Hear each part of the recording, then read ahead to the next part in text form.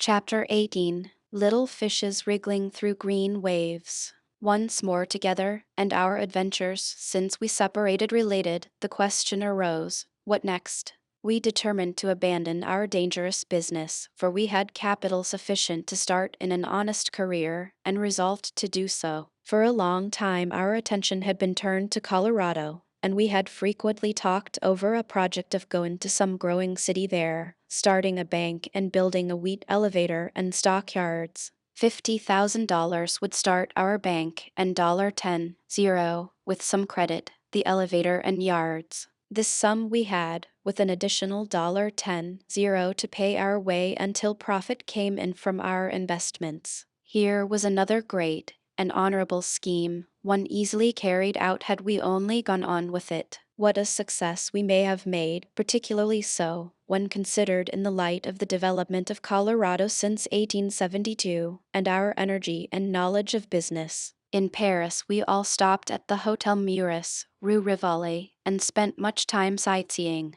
We were particularly interested in viewing the battlefields around Paris, so interested, in fact, that we read up the whole history of the mighty struggle with Germany, which ended in throwing France into the dust. We, like most of the world here, got our ideas of the war and the battles from the current news of the day, as published in the newspapers, and we had a general idea that the Frenchmen had not made much of a fight. 187 That conclusion could only be arrived at by a superficial knowledge such as had been ours. Investigation upon the spot, and a study of impartial authorities soon opened our eyes to the fact that France only succumbed after a mighty and most heroic struggle. The first few weeks of the war saw her entire regular army captive, and transported prisoners across the Rhine. That army had made a brave but unfortunate fight. Badly commanded, with the transport and subsistence utterly demoralized, they were no match for the mighty hosts that Germany poured across the Rhine. Perfectly equipped, matchless in discipline since the palmy days of Rome,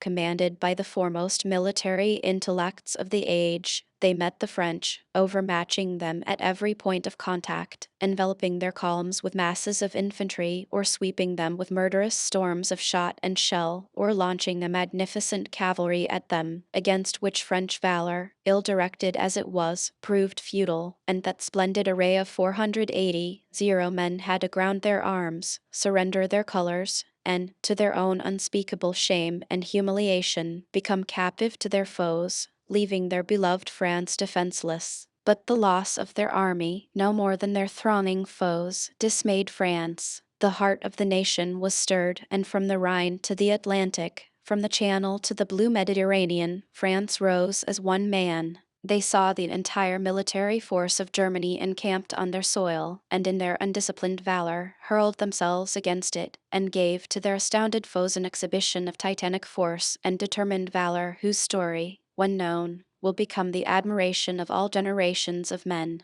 It was against the decree of heaven that France should win in the struggle, but she fell only to rise the higher for the fall. The year 1871 saw France in the dust, with the armies of her foe encamped over more than half her soil, with robber-like demands for huge sums of gold before the modern Goths would march home again. Today she stands, the marvel of the world, twice the France of 1870, with the busy hum of industry through all her borders, an overflowing treasury, a contented people and an army and many which are the awe of Europe. Today the enemy, that flung her to earth 24 years ago, seeks safety from her attack in defensive alliances with all the nations of the continent. We resolved to see Europe before returning to America, so the next few weeks were spent in a pleasure jaunt. In the course of it we visited Vienna, remaining there some time, and bringing away many and pleasant memories of that muse-cloving old city on the Danube.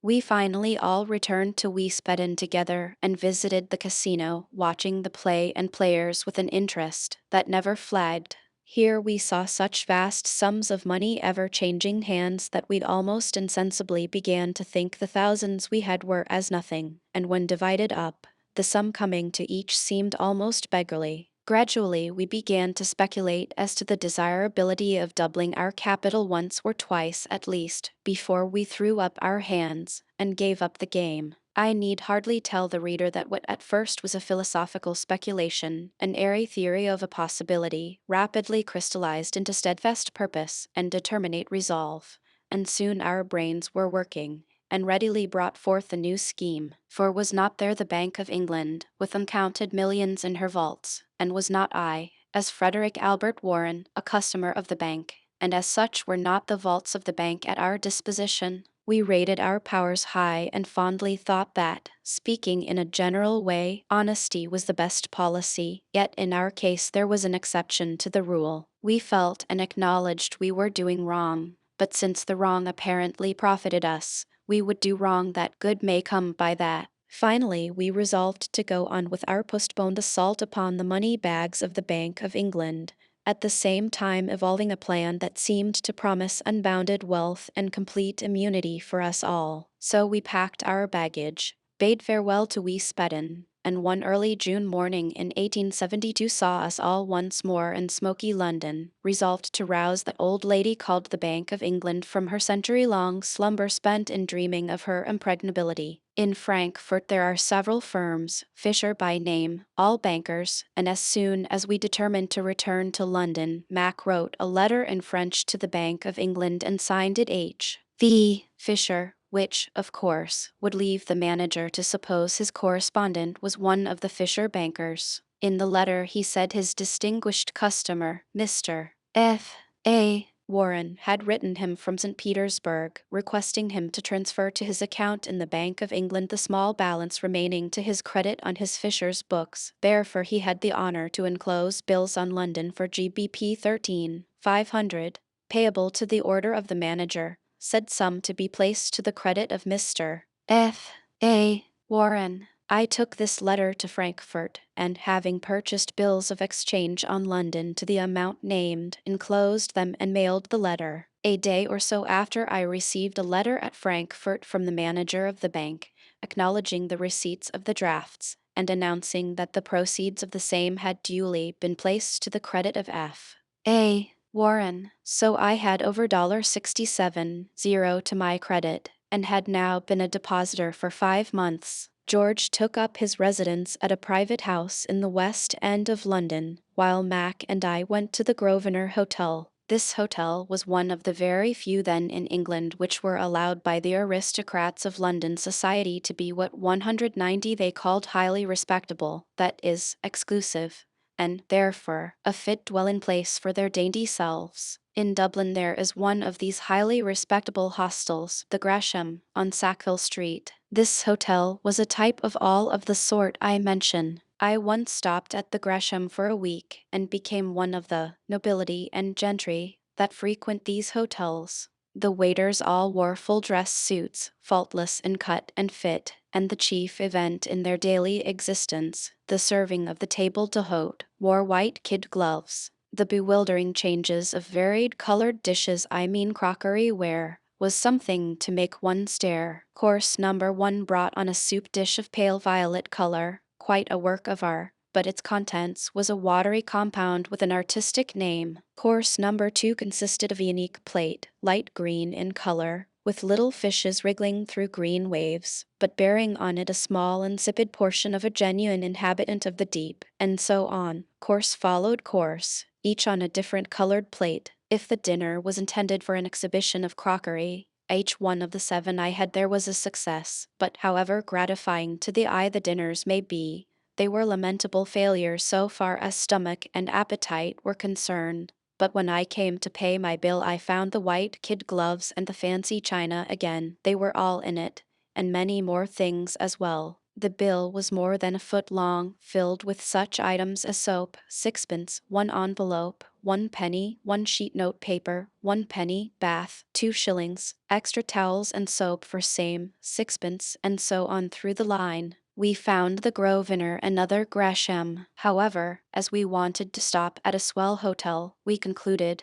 so long as we were there, to remain. But after a few days we found the cuisine highly respectable, That is, for dinner one could get roast, either beef or mutton. As for vegetables, we were strictly limited to turnips, cauliflowers, cabbage, and 191 potatoes, and, for dessert, the famous apple tart of England, more deadly evening than our mince pie. Some natives I met in Tawny, Spain. Page 290. Some natives I met in Tawny, Spain. Page 290. The proprietor of a certain popular restaurant in New York has a fad for hanging elaborately got up scripture texts, exhortations mostly, around the walls of his restaurant. Interspersed with these are advertisements of his eatables, also exhortations, such as try our buckwheat cakes, 10 cents, try our donuts and coffee. Between the two exhortations, a third bidding one flee from the wrath to come. But the most fetching of all are two companion cards. On the one is the legend, try our hot mince pie.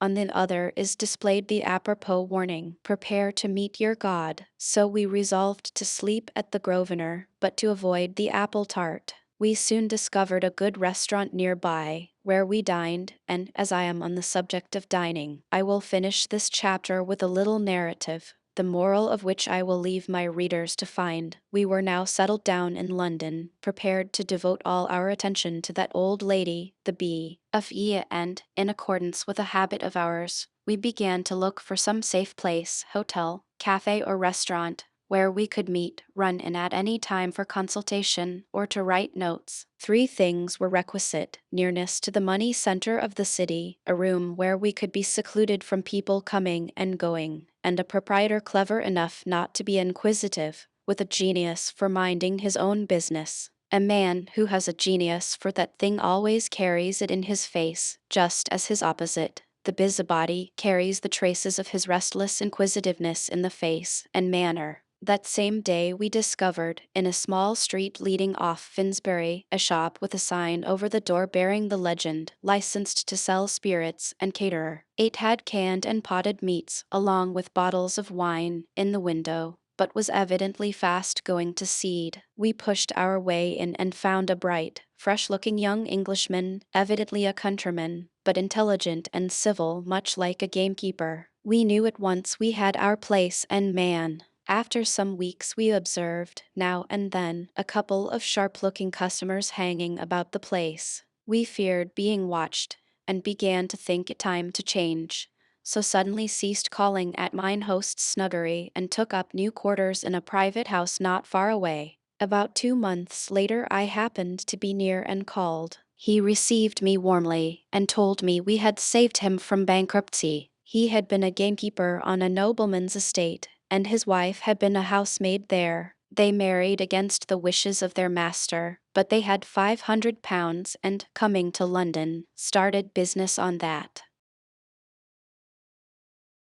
Chapter 19. With no regrets, with no torturing remorse. Although I had the very respectable balance of $67.00 at the bank, I had not as yet, since my arrival in London, paid it a visit. This was in pursuance of our plans. So far I had only done business with the supernumeraries, and none of the people at the top had ever even heard of me. But we determined that they should not long remain in ignorance of the great American contractor, F.A. Warren. 3 months had elapsed since our departure from London on our piratical tour to the Spanish Main. In all, nearly 5 months had elapsed since Green had introduced me to the old lady whose impregnable vaults we had now at last determined to loot. That in itself was a favorable circumstance, as it would give me a chance to flourish in a grandly indefinite way to the effect that I had, for some time, been a customer of the bank, and none of the officials would probably take the trouble to ascertain how very brief, in fact, my acquaintance had been. I left London by the night mail from Victoria Station for Paris, the first of many hurried trips I took to the continent on the business we had entered upon. Truly, we worked hard, spent money lavishly, brought all our power and genius to work. For what? To have the lightning fall on us. Upon my arrival I drove at once to the Hotel Bristol, Place Vendome, a swell hotel, where none but the great sirs o' the earth could afford to stop. 194. Here I registered as F.A. Warren, London, and at once sent off the following letter. P. M. Francis Esk, Manager Bank of England, London. Dear Sir, I am a customer of the bank, therefore I take the liberty of troubling you in the hope to have the benefit of your advice. Will you kindly inform me what good 4% stocks are to be had in the market? Also, if the bank will transact the business for me, I remain very truly yours, F. A. Warren. By return mail came a letter where I was advised to invest in India 4% or London gas. I wrote an immediate order to have the bank purchase £10,000 of India stock and sent my check for that amount on his own bank, payable to the order of the manager. I received the stock, instantly sold it, and replaced the money to my credit, and the next day sent off an order for £10,000 gas stock and repeated the operation until I had made the impression I wanted to make on the mind of the manager, so that when I returned to London for my decisive interview and sent in my card he would at once recognize the name, F. A. Warren, as the multimillionaire American who had been sending him £10,000 checks from Paris. All the time of my stay in France I had nothing to do but enjoy myself, and I entered upon a systematic sightseeing in and around Paris. There are some strange contrasts in that old town. One day I made one of a coaching party to Fontainebleau, 21 miles from the city. Every foot of the road there is classic ground, and I had assiduously studied day by day the history of France. That Paris is France is nearly a truth, and I had in my mind a tolerably clear view of the history of the country and of the men who made its history. I was right there on the scene of the history making, and I found an intensity of interest in my excursions such as I had never experienced before. The driver 195 of the coach was an Englishman by the name of Nunn. I mention this here, as he eventually became my servant and will appear again in the narrative. To the Parisian hotel proprietor and shopkeeper the American visitor is truly a providence. Mine host looks to him for loaves and fishes and is never deceived. The antics of our rich countrymen in Paris are portentous in their amazing prodigality, and I fear we are the laughing stock of the shopkeepers there. At the Café Rich and Tortoni's I have seen extravagances in ordering expensive wines and viands by my countrymen that made me regret that the fools who were being served were not forced to toil for the mere necessaries of existence. Certainly they were unworthy stewards of the wealth heaven or the other place had bestowed on them by inheritance. I remember one boy there throwing away in vice and dissipation the fortune his father had 3 years of a long life spent toilsome hours in accumulating. I sat at a table near him on several occasions, when, after his banquet was half over, he used to reward the waiter with a 500-franc note $100, but the proprietor was ever close at hand and would instantly despoil the garçon of his prize. He was companioned by a member of the demi-monde who, when arrayed in male attire, as she was knightly, would cut up enough monkey tricks in one night at the Valentino or Mabel to have made the fortunes of all our comic paper artists had they been on the spot to catch her antics with a kodak and then lay them before an admiring public. The fortune this boy had inherited was unfortunately too vast, and too well invested by his over-fond and madly foolish father for the son to run through it entirely. A very few years left him an imbecile in body and mind, to become the prey of a parcel of sharks who, dressing in purple and fine linen and faring sumptuously every day, held him in a state of abject slavery and fear. One day, aboard his own yacht, 196 off Naples, they married him to a notorious woman, under the guardianship of his wife, and her villain paramour he wandered like a spectre amid the scene of his former riot. For long at Monte Carlo he lingered like a ghost, and at last died in Florence. The American colony attended his funeral in a body, while his widow, dissolved in tears, refused to be comforted. Although many dark stories were whispered,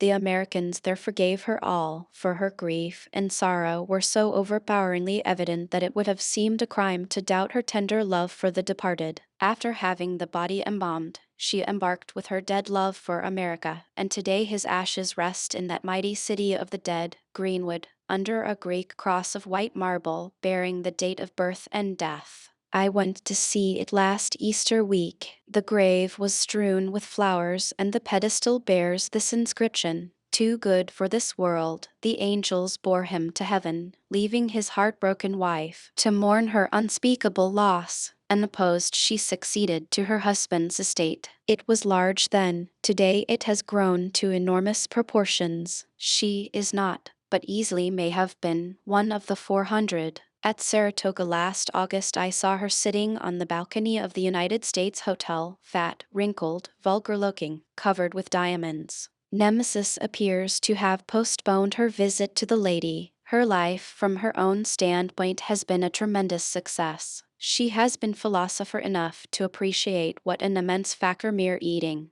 and drinking is in the sum of human enjoyment. Born with a cold heart, a constitution of iron, and the digestion of an ostrich, happily for her peace of mind she was absolutely without imagination. To fill the sum of human happiness from her own standpoint she only required one other thing, a good bank account, and that, she said, heaven had put in her way. So her life has been filled full of joy, and of the only sort she cared for or could appreciate. In her early years, when her passions were strong, lover and paramour followed in rapid succession. When her blood grew cold she found her delight in the pleasures of the table, and keeping the same cook, who was an expert, for 20 years, and exercising freely. 1894 found her at 60 with a strong pulse, a perfect digestion and a keen enjoyment of sport, racing in particular, and, on the whole, enjoying life as well as any woman in the universe, with no regrets, no torturing remorse, but with a serene faith that when done with this world she, never having done anything very bad here, will have a pretty good time in the world to come. Entrance to Bullion Vaults, Bank of England.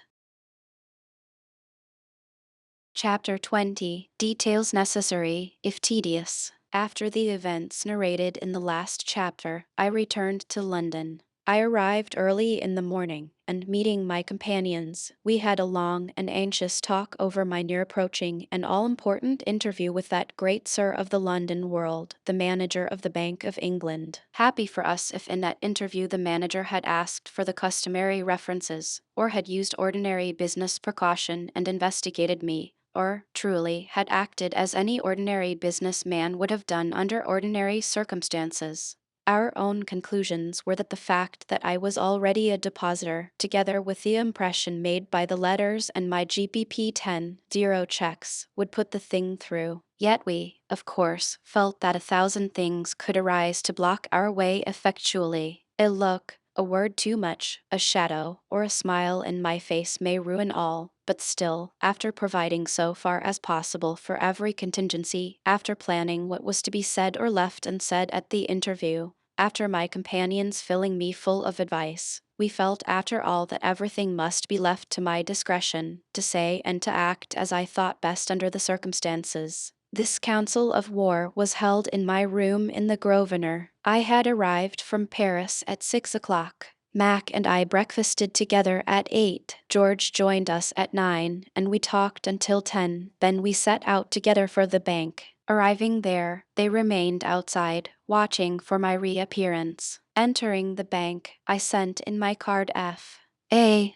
worn by a liveried flunky, and was immediately ushered into the manager's parlor. He has long since gone over to the majority, so here I will not so much as name or describe him. Sufficient to say that as soon as I set eyes upon him I thought that we would have no particular difficulty in carrying out our plans, save only so far as details went. The manager, who had been told that I was a railroad contractor, expressed himself highly gratified to have me do my business through the bank, and said they would do all in their power to accommodate me. I told him that, of course, I was financing large sums, and would require more or less discounts before the year was out. Then I came away, and meeting my two friends outside of the bank, in answer to their eager inquiries as to what had transpired, I told them that, so far as the bank officials were concerned, our way to the vaults of the bank was wide open. So ended the last scene of Act I.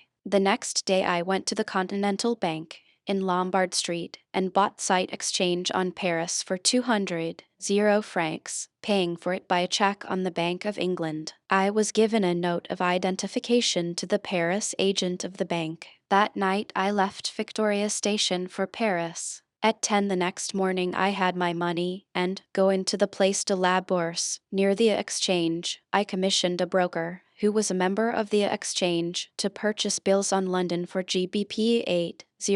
I cautioned him to buy bills drawn only on well-known banking houses. About 3 o'clock he had the bills ready. I paid him the amount along with his commission, and examining the paper, found that he had purchased for me about what I wanted. I will explain, for the benefit of any reader not conversant with financial transactions, that if John Russell, cotton broker in Savannah, ships 1,000 bales of cotton to a firm in Manchester, England, the firm in Manchester authorizes him to draw a bill of exchange on their firm, payable at some London bank at 3 or 6 months' time, for the value of the cotton. We will say the price is GBP 10.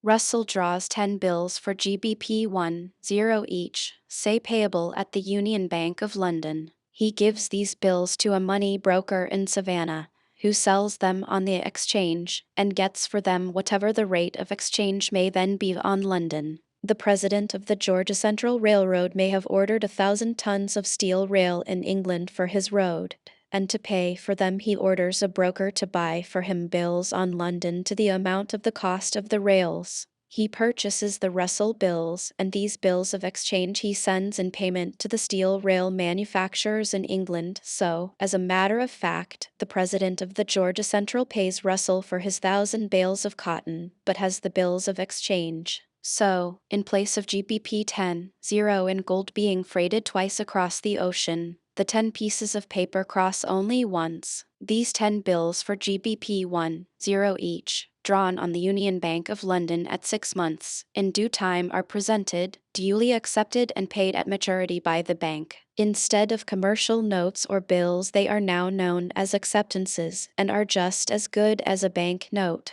Therefore, if the owner, no matter who it is, wants the money at once, any bank will discount all or either for the face value less the interest. In every commercial center of the world these accepted bills are being discounted by banks and moneyed corporations for enormous sums, but by no bank in the world in such huge amounts as by the Bank of England. Their daily discounts run into the millions. What our plan was will be made clear later. The evening of the day of my arrival in Paris found me on the express speeding to Paris. 2 hours past midnight I was on the miserable little passenger steamer that plies across the chopping channel, and which I suppose has seen more of human misery than all the fleets that sail the Atlantic, for 204 the channel has stronger counter-currents, and wind, tide, and current seem ever to be in violent opposition, and here, air across the main does float, a sad and solemn swell, the wild, fantastic, fitful note of Triton's breathing shell. And Triton, old Neptune's other name, makes all passers over this part of his realm pay ample tribute for his fantastic, fitful notes. The Paris night express lands one at early dawn in London, nearly always weak on the legs, however. I breakfasted with Mac, and after that took the bills to the various banks on which they were drawn, and leaving them for their acceptance, I called again the next day and received them back, bearing across the face the magic words: London, Aug. 14, 1872. Accepted for the Union Bank of London. E. Barclay, manager. J. Wayland, assistant manager. Then I hurried to the Grosvenor, and we all looked at them with curiosity, for it was upon the imitation of just such acceptances that our whole plan was based. I intended to present this, and many more batches of genuine bills for discount at the bank until the officials should become accustomed to discounting for me. In the meantime, as fast as I got genuine acceptances and bills, we kept on making imitations of them for future use, only leaving out the date until such time as we should be ready to put them in for discount. Of course, the success or failure of our whole plan turned upon this point. Is it the custom of the Bank of England in 1873 to send acceptances offered for discount to the acceptors for verification of signatures? This is always done in America, and had this very requisite precaution been used by the Bank of England, our plan 205 would have been fruitless and we should have been a few thousands out of pocket. But, if not, then we could throw into the hopper enough acceptances of home manufacture so that through the red tape routine of the bank millions of sovereigns would be ground out into our pockets. Taking my deposit book and the genuine bills, I went to the bank and left the bills for discount. This was at once done and the amount placed to my credit. I drew GBP 10.0, and that night found me once more one of 500 unfortunates paying tribute to Neptune. This time I landed at Ostend and took the train for Amsterdam. There I repeated the Paris operation, securing GBP 10.0 in genuine bills. I returned to London and as before left them for acceptance. Then my companion manufactured a lot of imitations and put them away with those previously manufactured, to be all ready when the day came to use them. The genuine bills were then discounted. Again and again I went to the continent, repeating the operation, until at last my credit at the bank was firm as a rock, and we were ready to reap our harvest. But these operations, simple as they seem, lasted over a period of 6 months and had been made at heavy cost. Our ordinary living expenses were not less than $25 a day for the three, while our extraordinary expenses were enormous. I probably traveled 10 miles over the continent in my bill-buying expeditions to Paris, Amsterdam, Frankfurt, and Vienna. Another source of expense was the commissions paid to brokers for buying bills on the exchange. Chapter 21. The Egyptians pass over the Red Sea and the Hebrews are drowned in that. All the details of events leading through the long summer and autumn days of 1872 up to the hour when the golden shower began to fall on us are of intense, almost dramatic, interest. I will not, however, lengthen the narrative by giving here any further account of them, but will merely relate the story of the last 5 days before the actual presentation of our homebrewed acceptances.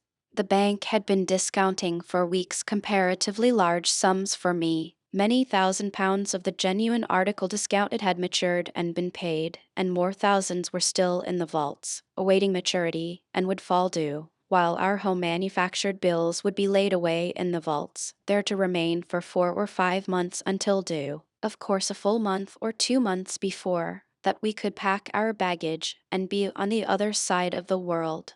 I on some hacienda in Mexico, George and Mac at some fashionable resort in Florida. They soon to knock at the gates of the 400, I to spend a year or 2 in Mexico, playing Grand Center, until, under the skillful management of our friends Irving, Stanley, and White, at police headquarters in New York, the affair had blown over, and they invited me to return. But, as the sequel will show, the reality took on a different complexion from the ideal. My credit at the bank was solid as a rock. That means I had gone through the red tape routine. It only behooved us to use circumspection enough to avoid making mistakes in our papers, and fortune was ours. I knew everything was all right, but George, being a thorough businessman himself, could not comprehend that it could be quite right, and he insisted upon one supreme test. Any single bill of exchange is seldom drawn for more than GBP 10, rarely for GBP 20, and one of GBP 60 is almost unheard of.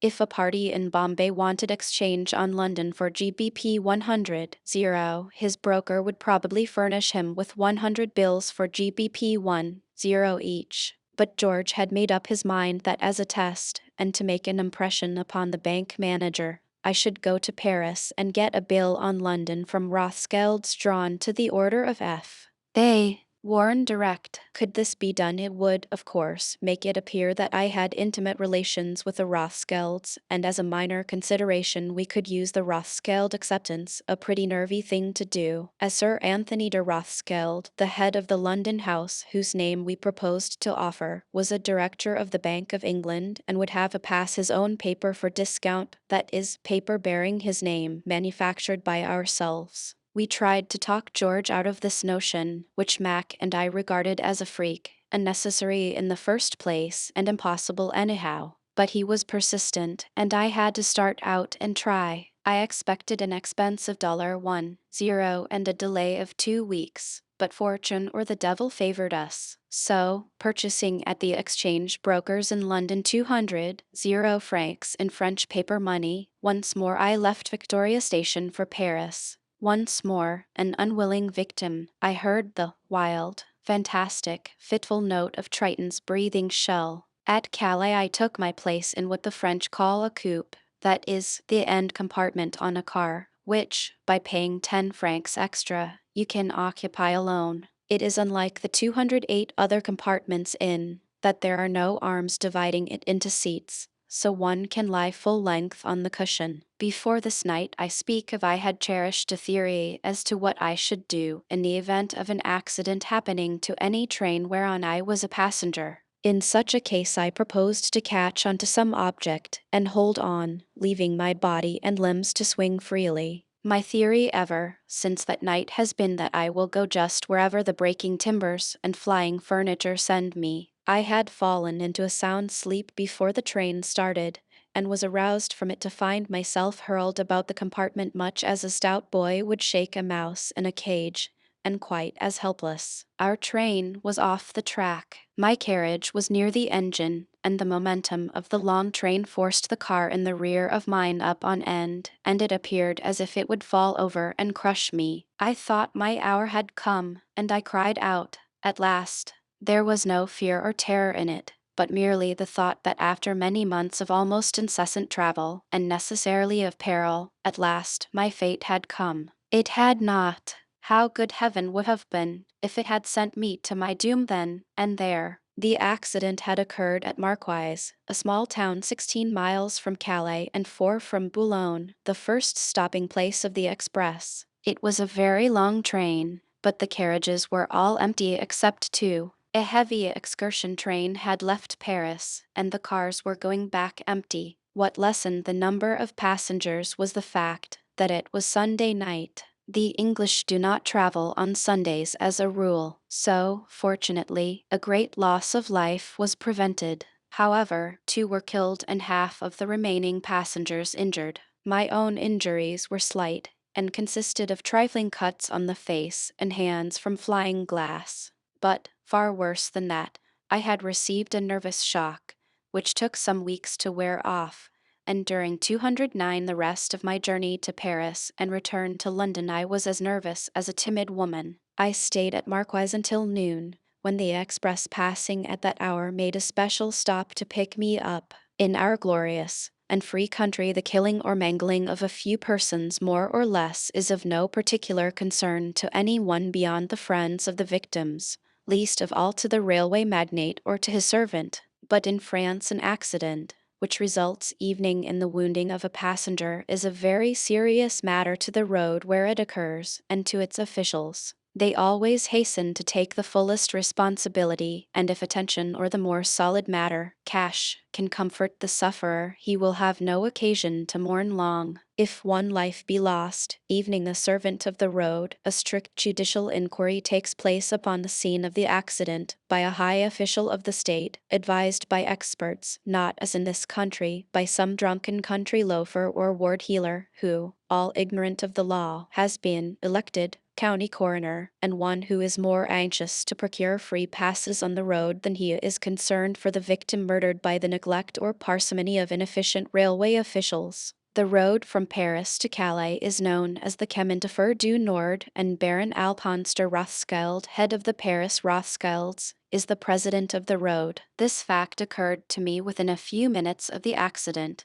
and I thought I may make use of the affair as a means to help me in my business at Paris. I arrived about dark, went to the Grand Hotel, and to bed at once. My nerves were so shaken that I was timid, evening when in the elevator, but I slept well and awoke at daylight feeling better. At 10 o'clock, limping badly and leaning on a cane, I entered a carriage and drove to the Mason Rothschild, Rue Lafitte. The banking house may well be called a palace. The various offices open upon a courtyard, while the whole architecture of the building would suggest the residence of 210 an officer of state or nobleman rather than a building devoted to finance. But the currents, which center there are potent and far-reaching, and come richly laden with tribute from the four quarters of the world. To win that tribute slaves toil, and toiling, die, in Brazilian diamond mines, and thousands of coolies, entrapped by agents in China and India, enter into perfidious contracts which commit them to hopeless slavery and send them to wear out their lives in despairing toil amid the pungent and murderous ammoniacal fumes of the guano islands of Chile and Peru. The Rothschilds, too, own the Almaden quicksilver mine and others. They control the quicksilver industries of the world, and to swell their abnormal hoard, portentous in its vastness, other poor wretches, condemned under form of law, are doomed to days of wearing toil, and, their bones rotting from quicksilver absorption, to nights of racking pains. So, too, far Siberia contributes its quota of human misery that the golden stream of interest on century-old loans may have no interruption, but pour on unceasingly into the vaults of the Rothschilds. Alighting from the carriage and mounting the steps with difficulty, I entered the English department and, seating myself, awaited the manager's presence. He came, and expressing great concern when he learned I was a victim of the Marquis's disaster, asked what he could do for me. I replied I wanted to see the Baron. He disappeared into a range of offices, and no doubt told Baron Alphonse I was some important personage, doubly important because injured on his road. Soon a slight, sallow man of about 43 appeared, wearing an old-fashioned stovepipe hat and a shabby suit of snuff-colored garments. The look of the attendants testified that the deity was before me. Taking off his antiquated chapeau, he began a profuse apology for the accident, explaining 211 that accidents were most unusual events in France, that he would order his own physician to attend me, that I should have every attention without the slightest charge or expense to myself, etc., etc., and ended by saying I was to command him, if he could serve me. In return, I told him since he was so distressed over the accident and my plight, I should say no more about either, but as I was too badly shaken to complete the business on which I had come to Paris, I should request him to instruct his subordinates to aid me in transmitting the funds I had brought from London back again. He called the manager and told him to accommodate me in anything. Then, shaking hands and with many expressions of regret, he withdrew. I told the manager I wanted a 3 months' bill on London for GBP 60. He informed me that the House of Rothschild was not issuing time bills, but since the Baron's order suspended the rule in my case, he would procure me 6 bills for GBP 10 each. These really were just as good for our purpose as 1 bill for GBP 60, but I had come to Paris on George's demand that I should procure 1 bill for this unusual amount, so perforce I had to say no, that I wanted 1 bill only. The manager began to remonstrate, saying it was unusual, and wanted to explain the nature of a bill of exchange, but I cut him short, bidding him recall the Baron at once. The thought of recalling that Jupiter to repeat an order was enough to send a thrill through the entire staff, and he instantly said, "Oh, sir, if you wish the GBP 60 in 1 bill, you shall have it, but it will involve some delay." So paying him 150 francs on account, I ordered the bill sent to me at 2 o'clock precisely at the Grand Hotel, and drove off to the Louvre, where I spent 2 hours in the picture galleries. At 2 o'clock I was at the hotel, and an attendant came with the bill, and, pointing to a signature on it, informed me it was that of a cabinet minister, equivalent to our Secretary 212 of the Treasury, certifying that the tax due the government on the bill was paid. He explained the revenue stamp required upon a bill of exchange was 1/8 of 1% of the face of the bill, making the tax on my single bill 187 francs, or about $37. All bills are stamped in a registering machine, which presses the stamp into the paper, but there were no registering machines for a stamp of so high a denomination as 187 francs either in the branch revenue office in the Rothschild Bank or at the Treasury, so the Baron had taken the bill to the Treasury himself and got the cabinet minister to put his autograph on it. Probably the first and only time in history that such a thing had been done. I wanted very much truly to keep that bill as a curiosity, but then the necessity of the time was on me, and I was not then a collector of curios. I had been only 18 hours in Paris, and by a happy fluke the business was done over, which I had counted upon spending a good part of the month. When I left London, I was all at sea as to how I should carry out the objects of my visit to Paris. One plan was to procure an interview by strategy with the Baron Alphonse and try to cajole him, but without reference, and devoid of all business relations or acquaintance in Paris. It was at best a questionable expedient, and I probably would have had a takedown. But the accident at Marquise came, and smoothed the apparently insuperable difficulties in my way. But I have found that something unusual does come to help a man on his way to the devil when he is anxious to get there, which he is pretty sure to do, if he is only diligent and careful to improve his opportunities. What diligence and strict attention to business do men exhibit when they start out to wreck their own lives and break the hearts of those near to them. In a play by a modern writer, one scene presents Satan flying at midnight over one of our cities, while the drunken songs and joyous shouts of some gilded revelers rise in the night.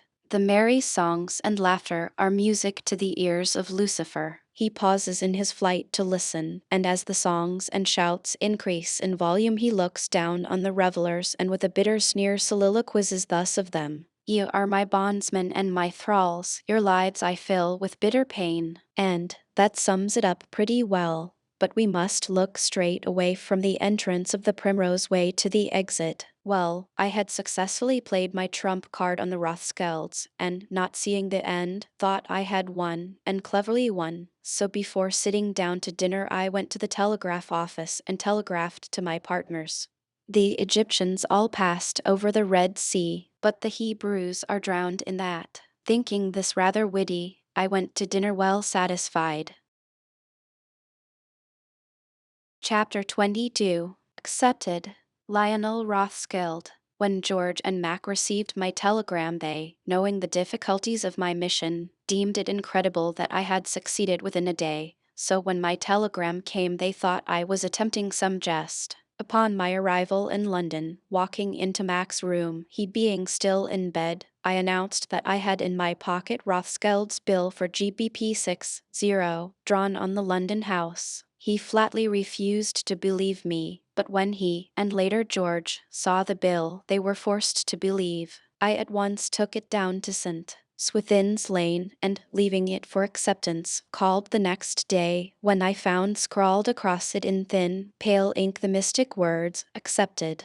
Lionel Rothschild." The bill itself was drawn on cheap blue paper on the same form as the blank bills to be had at the Paris stationers, where I had bought some. From Rothschild's I went direct to the hotel, where we had our rendezvous, and the acceptance was so simple and easy that Mac had it copied on another bill in 10 minutes. The business methods of the bank were so loose that there was no necessity for imitating signatures, but as a precaution this was done to some extent. I then proceeded to the Bank of England for my last personal interview with the manager. I must halt here for a brief space in the narrative, in order to enlighten my reader upon some new developments, also to introduce the new member we at this time brought into our firm. 215. There was a friend, a very old friend of mine residing in Hartford, Edwin Noyes by name. We had known each other from our schoolboy days, and there was a warm friendship between us. Our paths in life had been wide apart,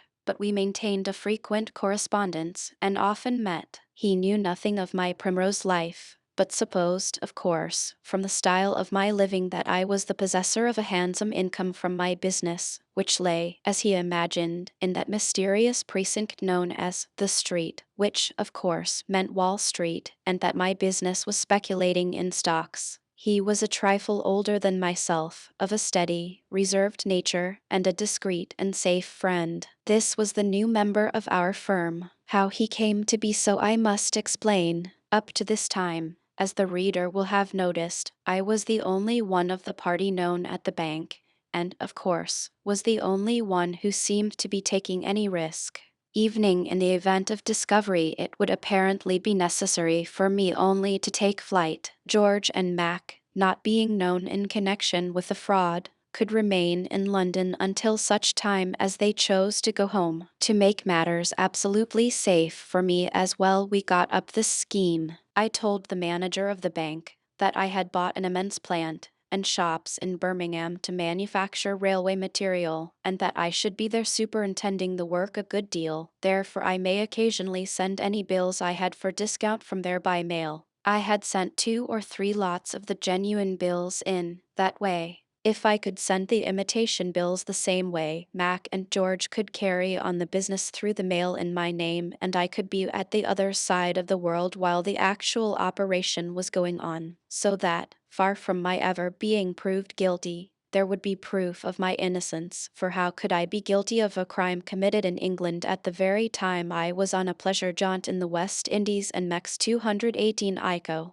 Thus it was arranged. Mac and George could do everything and remain in the background themselves, provided we had a safe man whom I could introduce at the bank as my clerk or messenger, also to represent me in different places where I could introduce him as my messenger before I left England. The reader will see the extreme artfulness of the plot, but in all wrongdoing there is sooner or later a slip-up.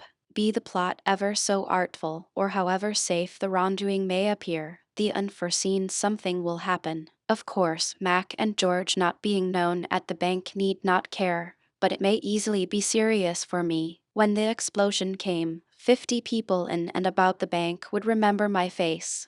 But if I brought Noise on the scene to act as my clerk, I need only introduce him to the paying teller of the bank, and to J. Cook and Co., the American banking house, where I proposed to buy enormous quantities of United States bonds, paying for them in checks on the Bank of England. Of course, the bonds being all bearer bonds would, with our knowledge of finance, be as good as so much cash. So, knowing Noise, if he would embark in the enterprise, had plenty of nerve and could never be bribed or bought into betraying us should he by any failure of our plans happen to be arrested, we determined to send for him. A short time before we arrived at this conclusion, I had sent this precautionary letter to him.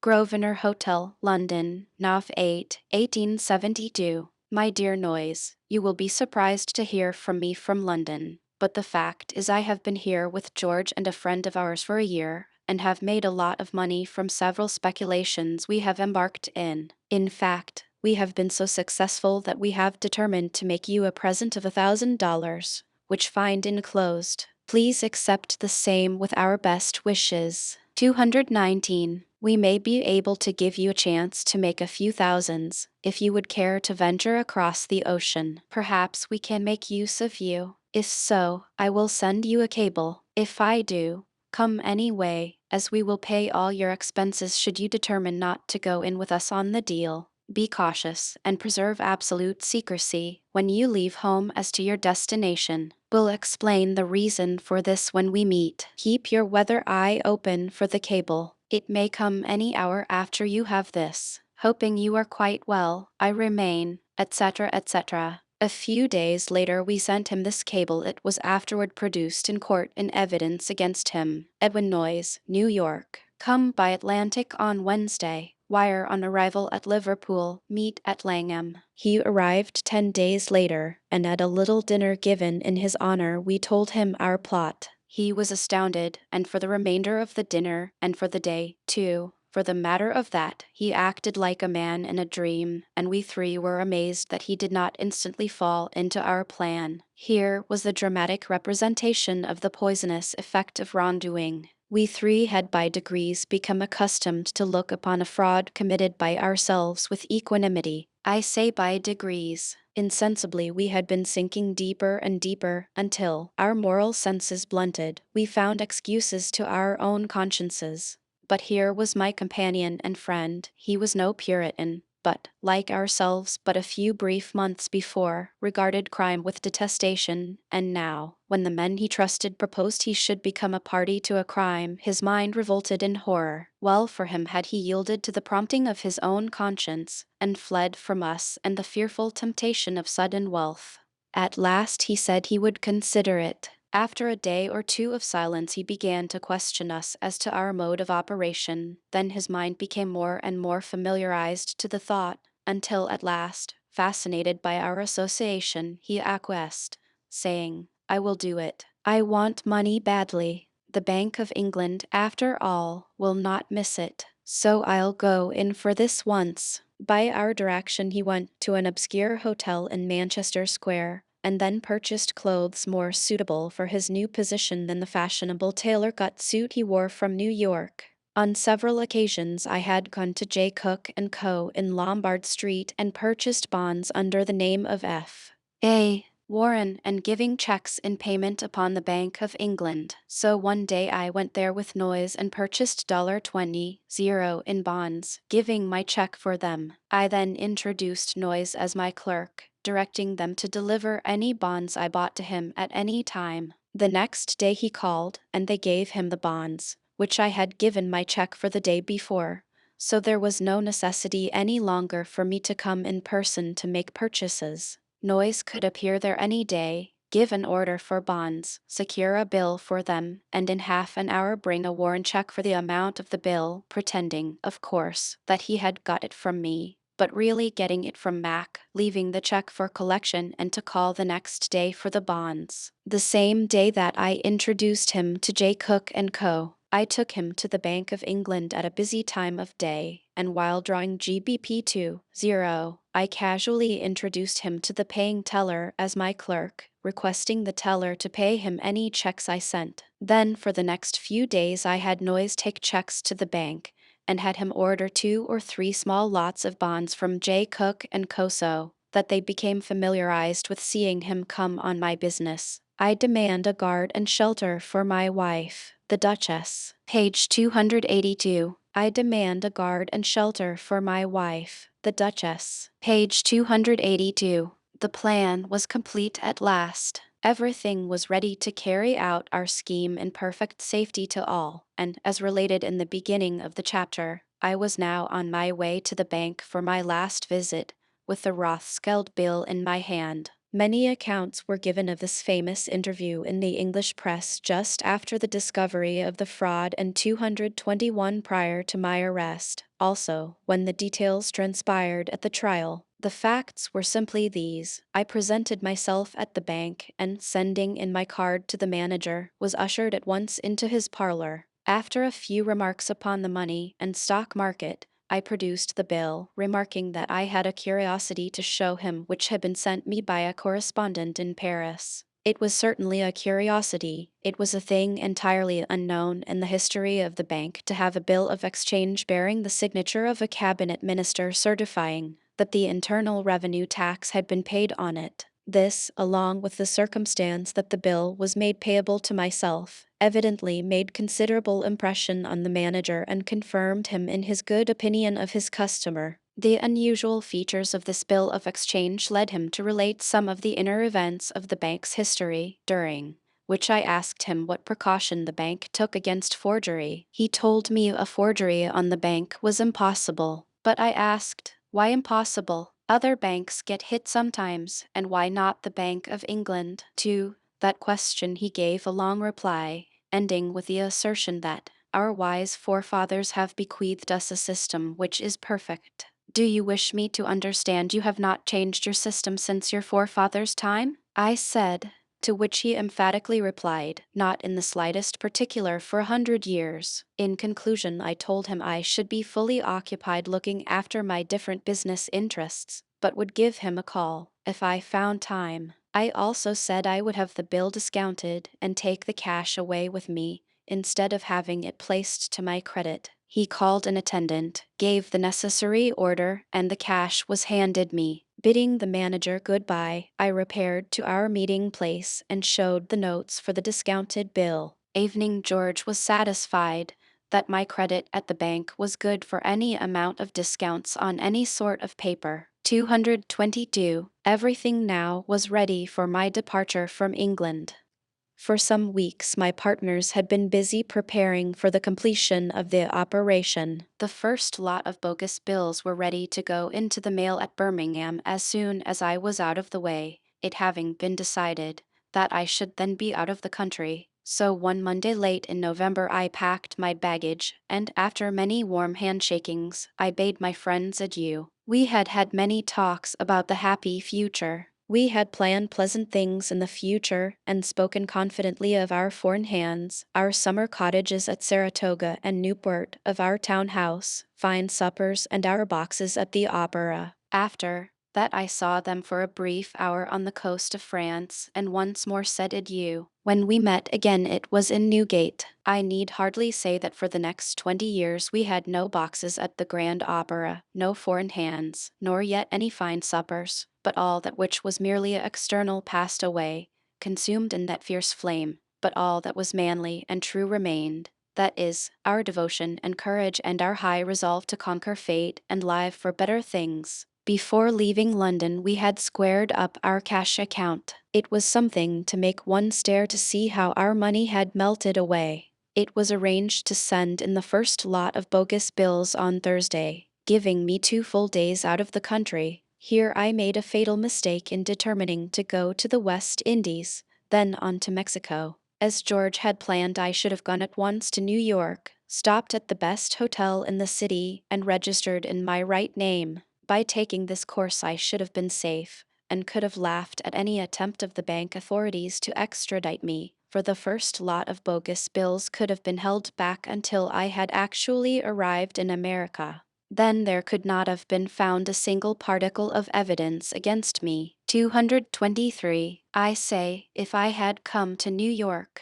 But there is some mysterious spell over men embarked in crime that blinds their eyes to the plainest dictates of common sense or prudence. This has been proved in 1,000 dramatic instances, but never more forcibly than in our own. It would seem as if clever, daring men do almost impossible things with ease, but there is a nemesis which blinds them to trifles, fatal if overlooked, causing them to make mistakes of which a schoolboy would be ashamed. When we first got our combination together, I thought we had found a short cut to fortune, and never doubted of our success to the very end, and amid many mishaps that either crippled or ruined our schemes and lengthened this short cut to fortune, I maintained my confidence until on that day down in blazing Rio, when the letter C, in lieu of the S in endorse, came to the front to crumble our sure thing into ruin. I remember that in the stupefaction which for a few minutes settled down on us, I felt we were really fighting against fate, a fate that, like the fiat of deity, says, "You shall not,"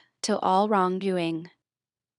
For some time after that, indoors, tick down, a feeling took possession of me that such short cuts to fortune were risky, and that if success did come, the success would in the end prove a failure. But there is so much in companionship and such magnetism in human association that when we all three met in Paris and went in and out together, then, under the stimulus of our union, I forgot all my forebodings and began to think the unforeseen fatal something would not happen, and that we could conquer fortune whether she would or no, and by any method on which we chose to enter. Chapter 23. Showers of gold fall, and then I shall try and condense into a single chapter the narrative of events in London from the time of my departure until the day, some months later, when our scheme exploded and all took to flight when Noyes was arrested. Our expenses had been so enormous that we were anxious to make enough to recoup them, so it had been agreed that the first batch of bogus bills should not exceed the amount paid out since leaving Rio. I left for Paris on Monday. On Wednesday, Noyes went to the bank and drew out all the money to my credit, except £300. The same day he went to Birmingham and mailed lot number 1 of home manufacture bills representing GBP 80. The next 24 hours was an anxious time for my friends. The bills would be delivered by the early mail on Thursday, and if all went right, the proceeds would be placed to my credit by 12 o'clock, and the bills themselves would be stowed away in the vaults until they were due some months ahead. George and Mac waited with the greatest anxiety until 2 o'clock. They had everything packed for instant flight, when at that hour they sallied out of Mac's lodging and started for the bank to make the test. They had filled out 2 Warren checks, one for GBP 2, 300 payable to Warren, another for GBP 410 payable to bearer. Noyes went on ahead, the others following, and took his stand on the steps of a hotel in a side street not far from the 225 bank. Keeping his eye out for a suitable appearing party, he finally stopped a uniformed messenger and, telling him to take the GBP 410s check to the bank, bring the money to him there, and he would be paid for his trouble. Of course, as soon as the messenger had turned his back, Noise bolted around the corner to a place agreed upon, while Mac followed the messenger to the bank and saw he was paid without question. He gave the prearranged signal to George, who went with all haste to notify Noise, and when the messenger arrived with the cash, he found him standing on the steps as cool and unconcerned as possible. Paying the messenger, all three started to the bank, Mac on the way giving Noise the GBP 300 check,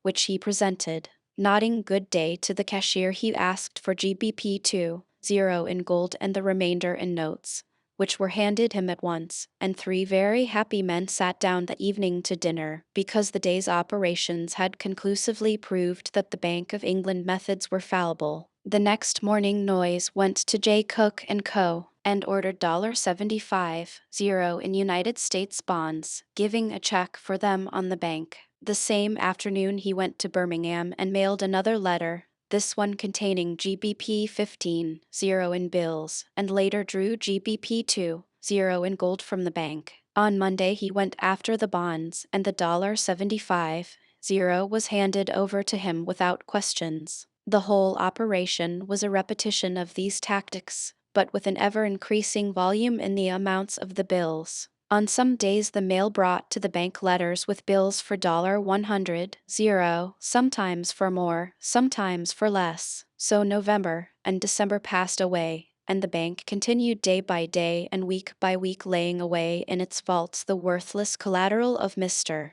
F.A. Warren in exchange for its gold. But why not be satisfied and stop while it was all right? That is the question of a wise man.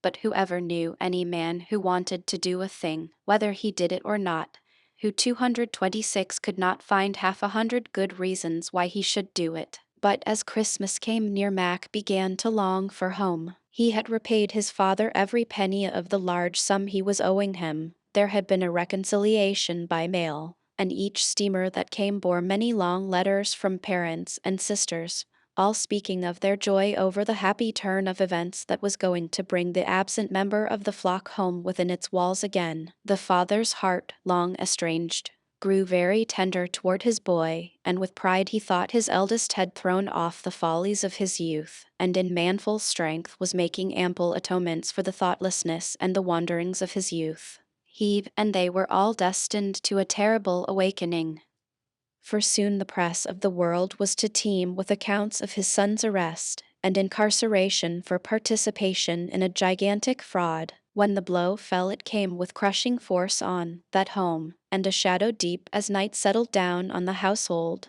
All joyousness and evening hope itself fled when the cable bore the news that their boy had been condemned to life imprisonment in a foreign dungeon, and one by one the members of that family passed away from a world that held no more for them since their good name had been tarnished. In London the boys talked of spending Christmas at home, but the argument to stay, and it prevailed, was that since the money came in so easily and in such amounts, it was a pity to run away from it. Then, again, by obtaining an enormous sum and putting it in a place of absolute security, the bank would be glad to compromise the matter in consideration of receiving $1 million or $2 back again. So they spent a pretty merry and an exceedingly expensive Christmas in London, but later in February they determined to pack up and leave. Everything smiled upon them. The gold and bonds they had meant fortunes for all. I was away in tropic islands 227, leading an idle life with my bride amid the coconut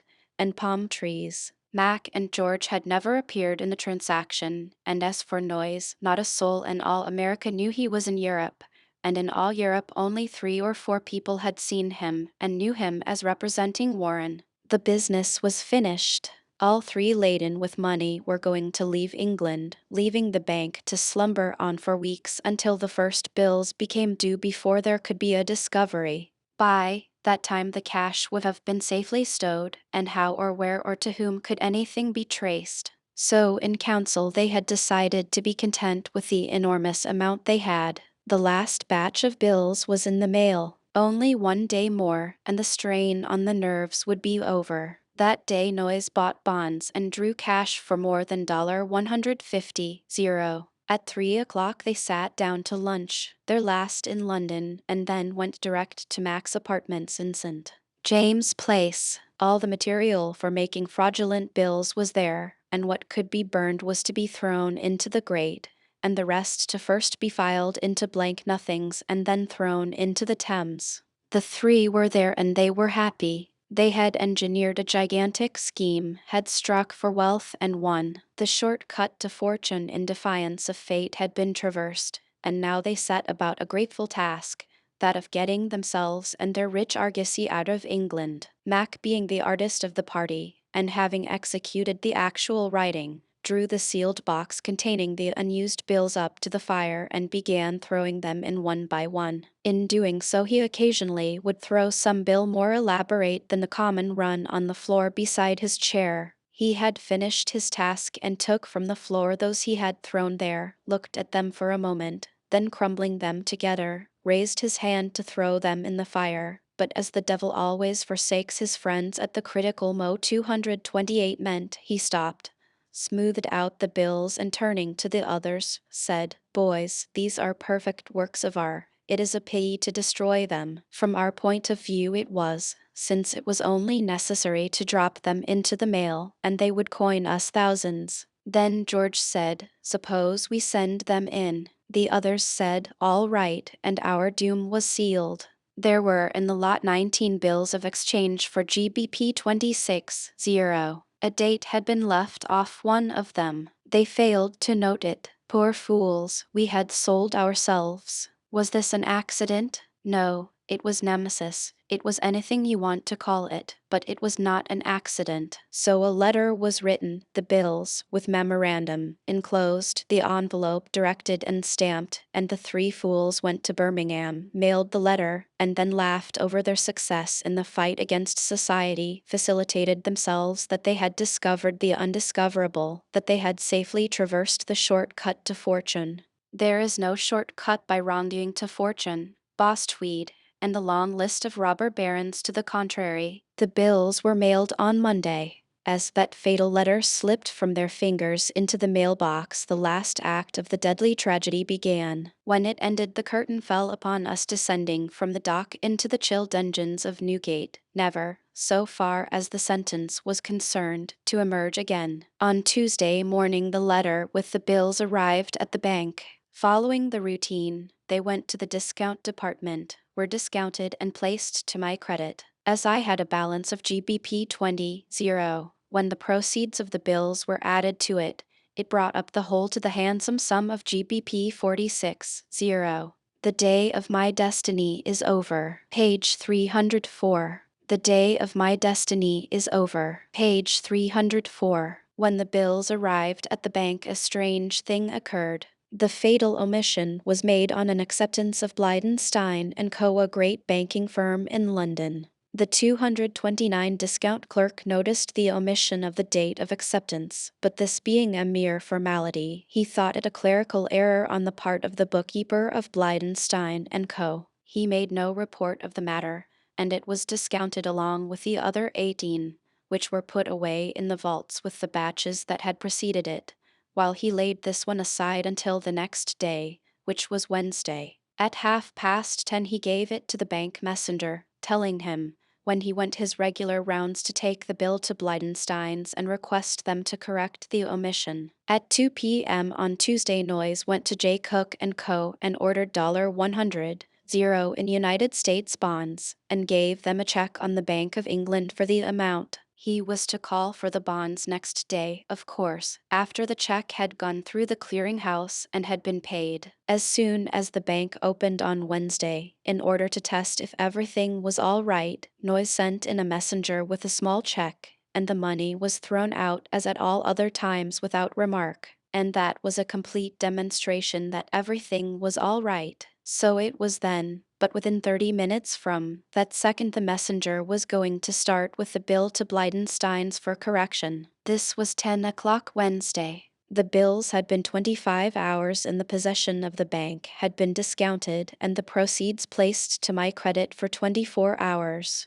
Who with intellect less than an archangel's could have divined the true combination? First of all, that men brilliant and clever, gambling with their lives, could have made such an omission, damning, fatal. Second, if made, that the great Bank of England, thought absolutely infallible by the whole world, conservative, supposedly cautious, would have discounted a bill for GBP 20 with the date out of the except 230 ants, and having done so, hold the bill well on into the second day without a discovery, and that, too, when the firm whose acceptance was a forgery was not 100 yards away. So, when at 10 o'clock on Wednesday Mac saw the small check paid without question to the messenger, it seemed he had an assurance doubly sure, and a bond of fate that all was well, and that the last batch of bills was packed safely away for another 3 months in the vaults of the bank. So Noyes went at once to J. Cook & Co., and as the check had been paid at the bank they handed over,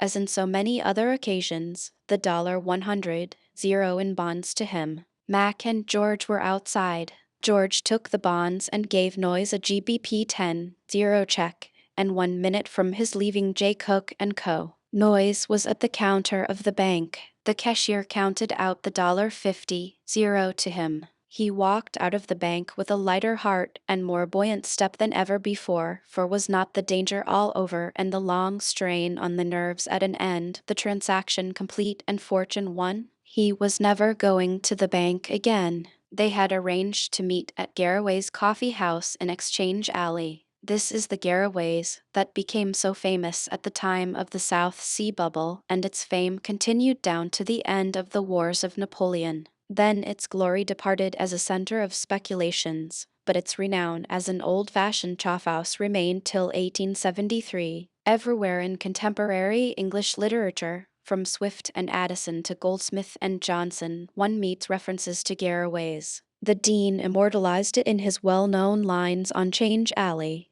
There is a gulf where thousands fell, here all the bold adventurers came, a narrow sound, though deep as hell, Change Alley is the dreadful name. Subscribers here by thousands float, and jostle one another down, each paddling in his leaky boat, and here they fish for gold, and drown. Meantime secure on Garraway's cliffs, a savage race by shipwreck fed, lie waiting for the foundered skiffs, and strip the bodies of the dead. Dickens also makes it the scene of the writing of the famous chops and tomato sauce letter from Mr. Pickwick to Mrs. Bardell. One can imagine the elation of my friends as they sat around that little table at Garraway's. It was only 10:35. Their income that morning had been $150, and many more such days had gone before. All danger was over, wealth was won. They saw themselves back in America, among the 400, possessors of a fortune, however wrongfully obtained, yet obtained in a way that would leave behind no ruined widows and orphans to linger out the remainder of their blighted lives in poverty and misery. That was a point which added zest to their enjoyment of the prospect. I am never to go to the bank again. Come, shake hands on that, said Noyes. And in their excitement and wild delight they shook hands again and again. But they would have moderated their joy had they known that at the very moment the bank porter, pale and frightened, was rushing past the room where they sat, carrying the news to the bank that the £2,000 bill was a forgery. Instantly all was confusion and excitement in the bank. Telegrams were at once sent to the detective police, and at that moment swarms of them were pouring out of the Bow Street and Scotland Yard offices. That already stories of gigantic frauds, multiplied 1,000-fold by rumor, were flying everywhere, that every bank 232 in London was victimized. In 10 minutes the story reached the Stock Exchange and a scene of terrific excitement ensued, and, through it all, our three innocents sat on in that dingy old coffee house, serenely unconscious of the fearful storm that was rising. Still they were safe.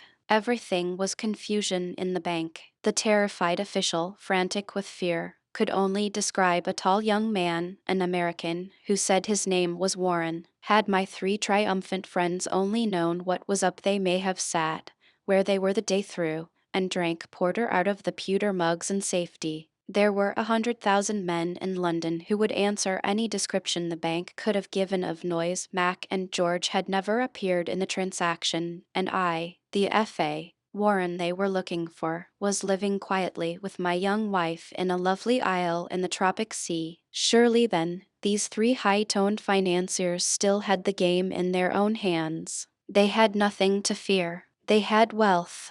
There was no clue to their identity, and the world was before them, a world which lays her treasures and pleasures at the feet of him who commands wealth.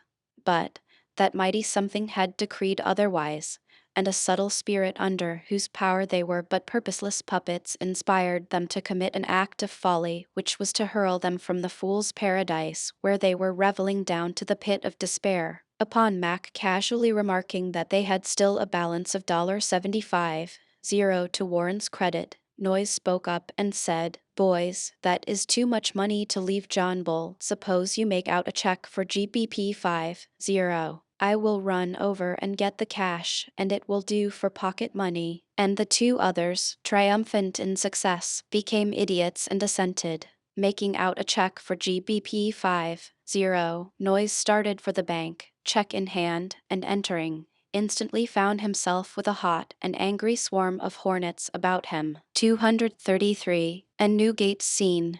Don't want his picture taken. And Newgate's scene. Don't want his picture taken. There were 25 detectives in and around the bank. Special messengers had summoned the affrighted directors. The great bank parlor was packed with a host of stockholders and directors who were questioning the manager and clerks, and excitement rose to fever heat when, with 20 hands holding him, poor Noyes was hustled in among them. They rushed at him like a pack of wolves. Had that been a bank parlor in festive Arizona, they would not have endured the delay incidental to procuring a rope, but would have ended it and him by gunnery at short range. Noyes could not be shaken. His nerve never failed. He said a gentleman had hired him as a clerk, and that was all he knew. He had left him at the stock exchange. If they would let him go, he would try and find him and bring him around to the bank. Bull is gullible, but not so much so as to swallow that yarn. Chapter 24. Points for Justice to Pick Up. Mac and George were without, and were stricken with consternation for a minute's observation of the gathering crowd, and the rushing into the bank of excited people convinced them something unusual was in the wind, and they knew Noyes must be in deadly peril. Mac rushed into the bank in hope to warn or to be of help. Everything there was in confusion. Unobserved in the excitement, he made his way into the parlor, and there saw what made his heart stand still. Noyes surrounded by an angry crowd of officials. With great presence of mind and great nerve he pushed through toward Noyes, who saw him and knew he was there to help if he had a chance to bolt from his captors. But there was no chance. As they were about starting for Newgate, Max slipped outside and told George what had befallen Noyes, and discussed the possibility of a rescue when on the way to Newgate with him. While they were waiting in the entrance, Noyes came out in custody. He saw and recognized them. They joined in the crowd and were within arm's reach of him every rod of the short distance to Newgate, but the crowd was packed so tight that one could hardly move, and a rush for escape was hopeless. Arrived at Newgate, Mac in his desperation was entering with the escort, when George pulled him away, and as they got out of the crowd they heard the newsboys crying, "Great forgery on the Bank of England by an American. GBP 10,00237 obtained." That afternoon Lionel Rothschild, president of the board of directors, called on him at Newgate, and offered him his liberty and GBP 10 reward if he would tell all he knew. But Noyes' nerve was not to be shaken. He said a gentleman, an entire stranger, had hired him as a clerk and messenger, and he knew nothing about Mr. Warren nor his business. Noyes was surrounded by an angry crowd of officials. Page 236.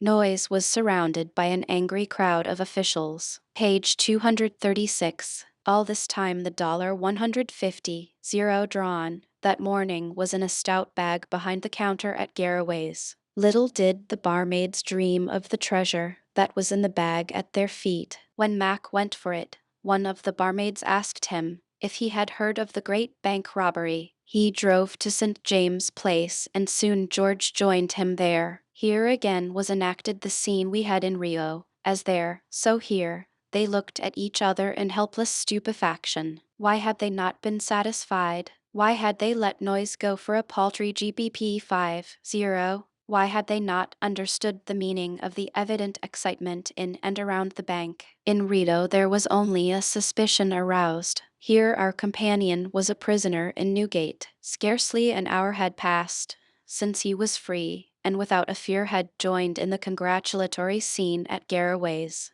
Now ruin was threatened.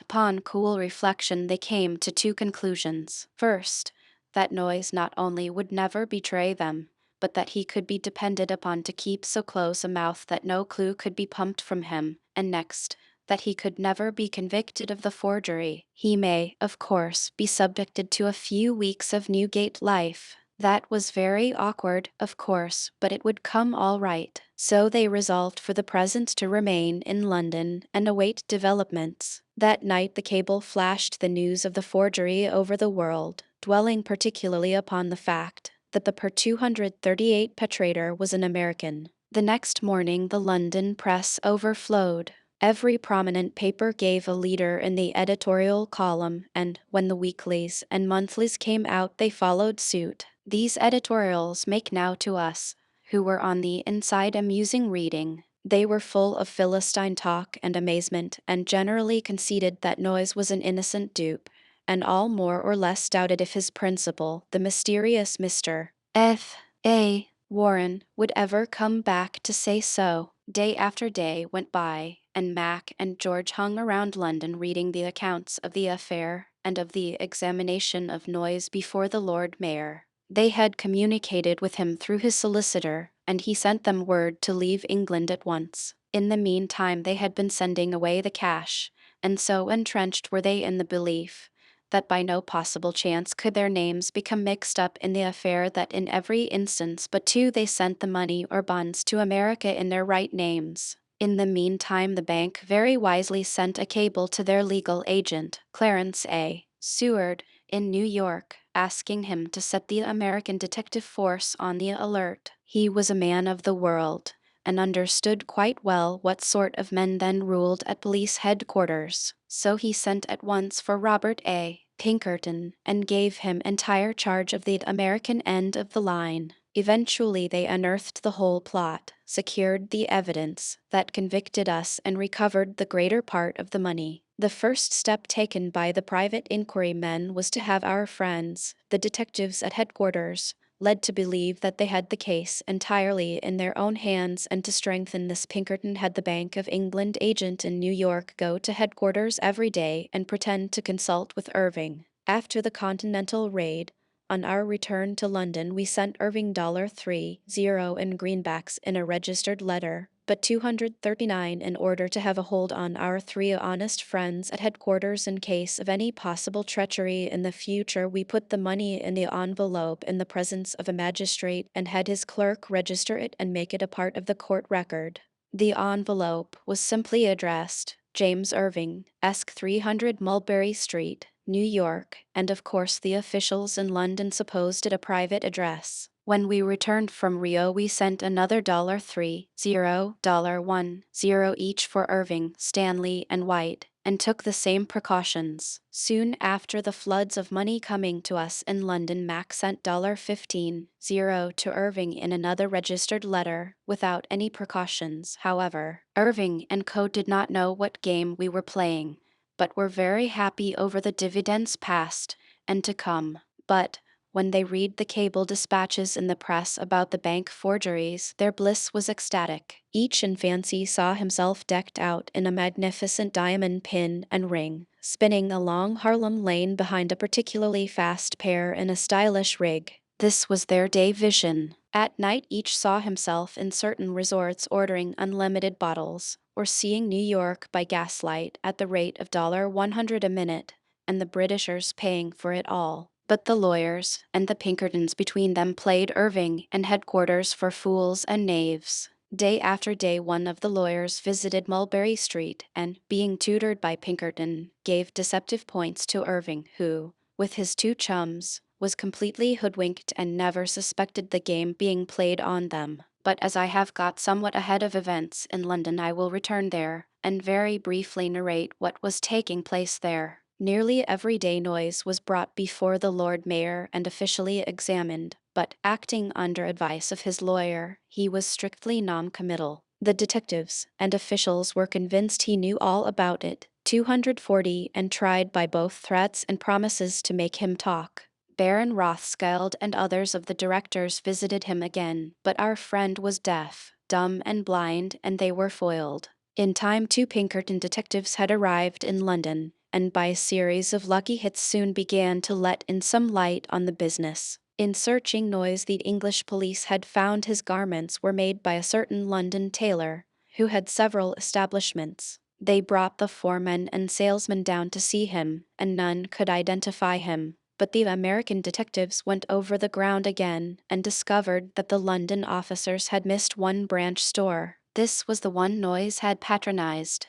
They remembered him as a customer who had, when ordering garments, given the name of Bedford. This in itself was a bad point against Noyes, and the New York men wanted very much to make him talk, and had they been permitted to adopt the vigorous American methods they may have succeeded. A salesman remembered seeing Noyes or Bedford one day walking in Mayfair with a gentleman who really was Mac, of whom he gave a good description, and taking the clerk the detectives started out to make a house-to-house investigation. Now, no, one Mayfair, the first house they entered, was the residence of a famous London doctor by the name of Payson Hewitt, and Mac had been a patient of his. But Hewitt knew absolutely nothing about him save only his name and the address he gave, Westminster Palace Hotel. The detectives were elated and flew to this hotel, but as Mac had never been a guest they could learn nothing. Still they had cause for rejoicing. Here was Noyes giving a fictitious name to a tailor, and in company with an elegantly dressed American who gave a fictitious address to his surgeon, and they were well satisfied that whenever the matter was dug out it would be found that the elegantly 241 dressed stranger, as well as the clerk, had a hand in the business. Payson Hewitt stated that Mac said he was a medical graduate from an American university, and said that, no doubt, he spoke the truth, as he had a perfect knowledge of medical subjects. Here they were getting matters down pretty fine, and cabled all the facts to America with orders to look Mac up, also his friends. This information was the fruit of hard work. Many blind trails had been followed that ran nowhere. In the meantime, George and Mac had determined to return to America. The last thing Mac did before leaving his lodgings in St. James Place was to roll up in 3 rolls $254 in United States bonds and send the trunk containing them by express to Major George Matthews, New York. He wrapped them in a nightshirt belonging to me, which in some way had got into his baggage. Then he bought a ticket to Paris and sent his baggage over, waiting in London a day or two longer before going himself.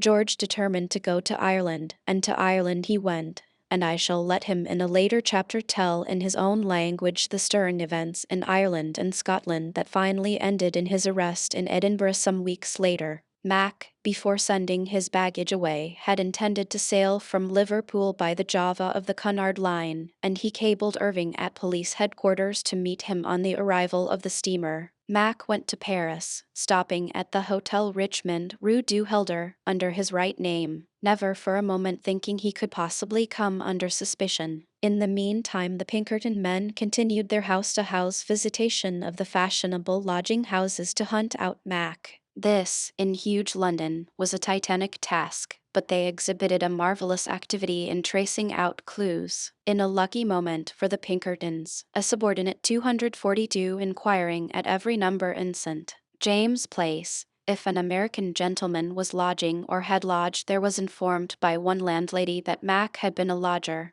but had left a few days before. As soon as this important report arrived they flew to St. James Place and found the landlady a warm friend of the man they were looking for. The detectives were forced to tell her their business. She was indignant that anyone should so wrong Mac and ordered them out of the house. They brought the bank solicitors and other important people to see her before she would consent to be questioned. When she did, her information was important truly. She had seen very little of George, but much of me, though she had never heard my name. But still the detectives knew from her description that the man she described was the F.A. Warren they wanted, and whom to get meant fame and comparative fortune for them. The rooms had been unoccupied since Mac left, and a careful search was made for clues, but nothing was found until she was asked for the waste paper basket.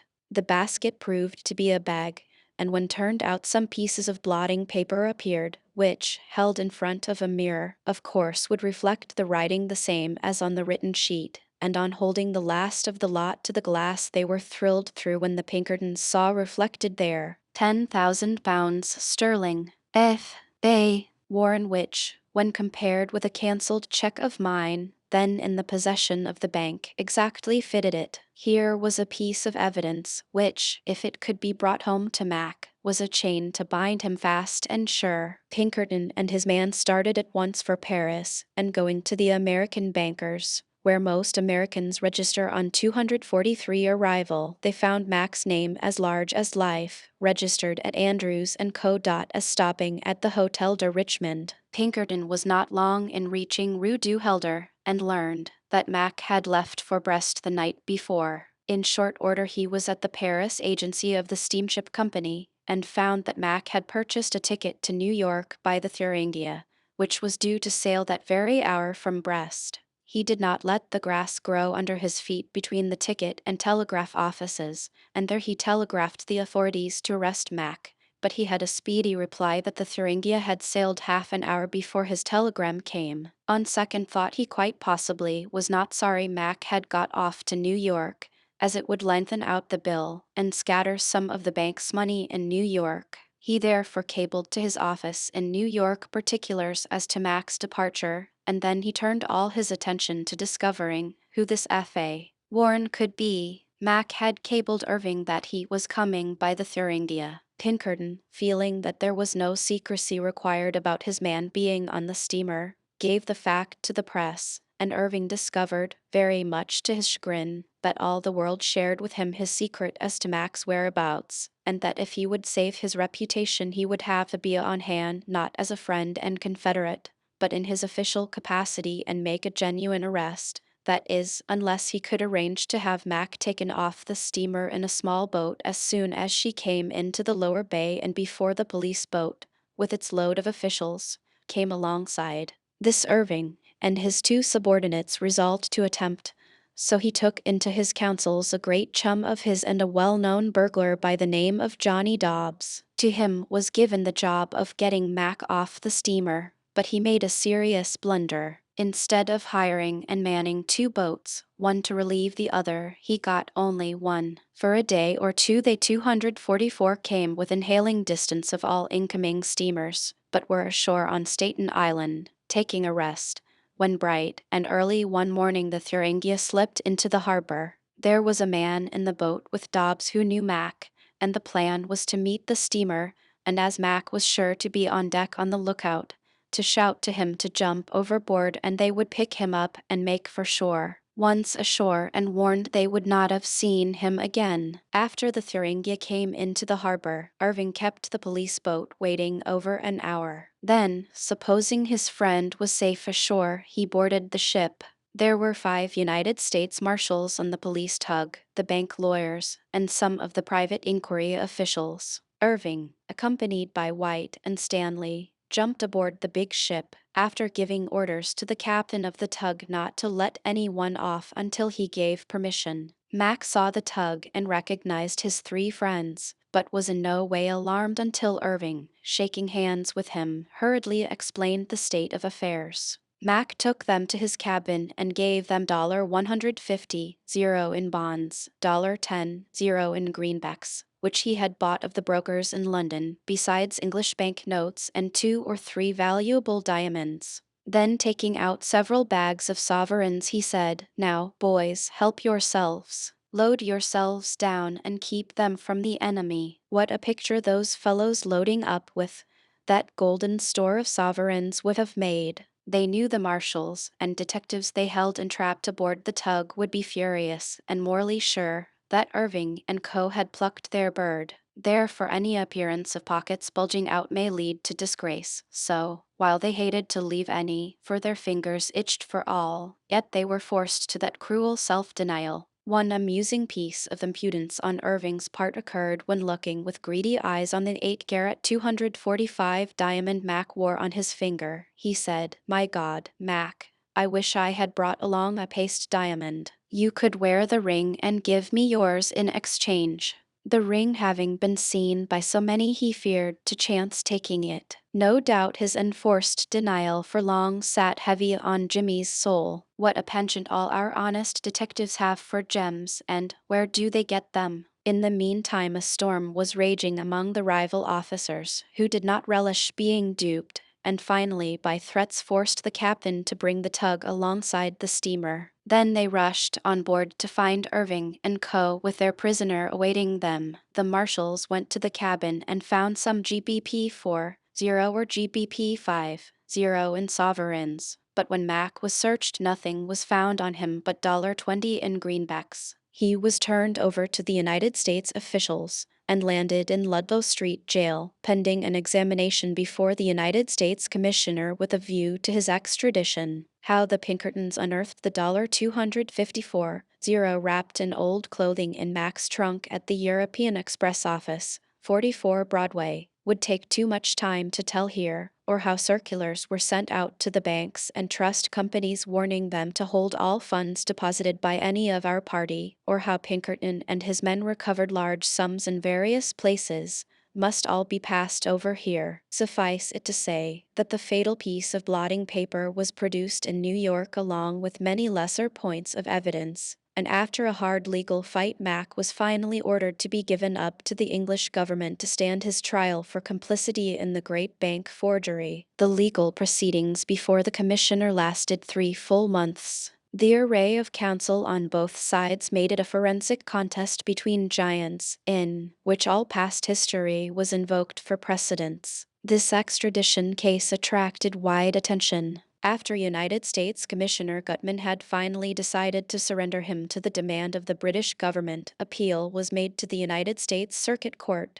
Judge Woodruff, then to the Supreme Court, Judge Barrett, before whom Mac was brought by writs of habeas corpus, but the commissioner's decision was sustained. Mac was sent to Fort Columbus for safekeeping while counsel were vainly arguing on new writs of habeas corpus and certiorari, but before any conclusion could be reached, he was hurried away by his custodians. He had scarcely time to bid goodbye to his counsel when, with a United States officer, he was hurried into a carriage in Chambers Street, guarded by Chief Deputy Marshal Kennedy and Deputies Robinson and Crowley, and driven rapidly down Broadway to the Battery, so that the large crowd who gathered to witness his departure from the metropolis had very little time to feast their eyes. He was transferred from the Battery to Governor's Island by a tugboat, and subsequently handed over by the deputy marshals to the charge of Major J.P. Roy, who had him escorted to Fort Columbus. The following morning, United States Marshal Fisk, with deputies Crowley and Purvis, Mr. Peter Williams, solicitor of the Bank of England, circed Edward Hancock, a London detective, Deputy Marshal Colfax, and others, boarded the steam tug P.C. Schultze at the Battery and steamed across to Governor's Island. At 10:30 o'clock, Capt.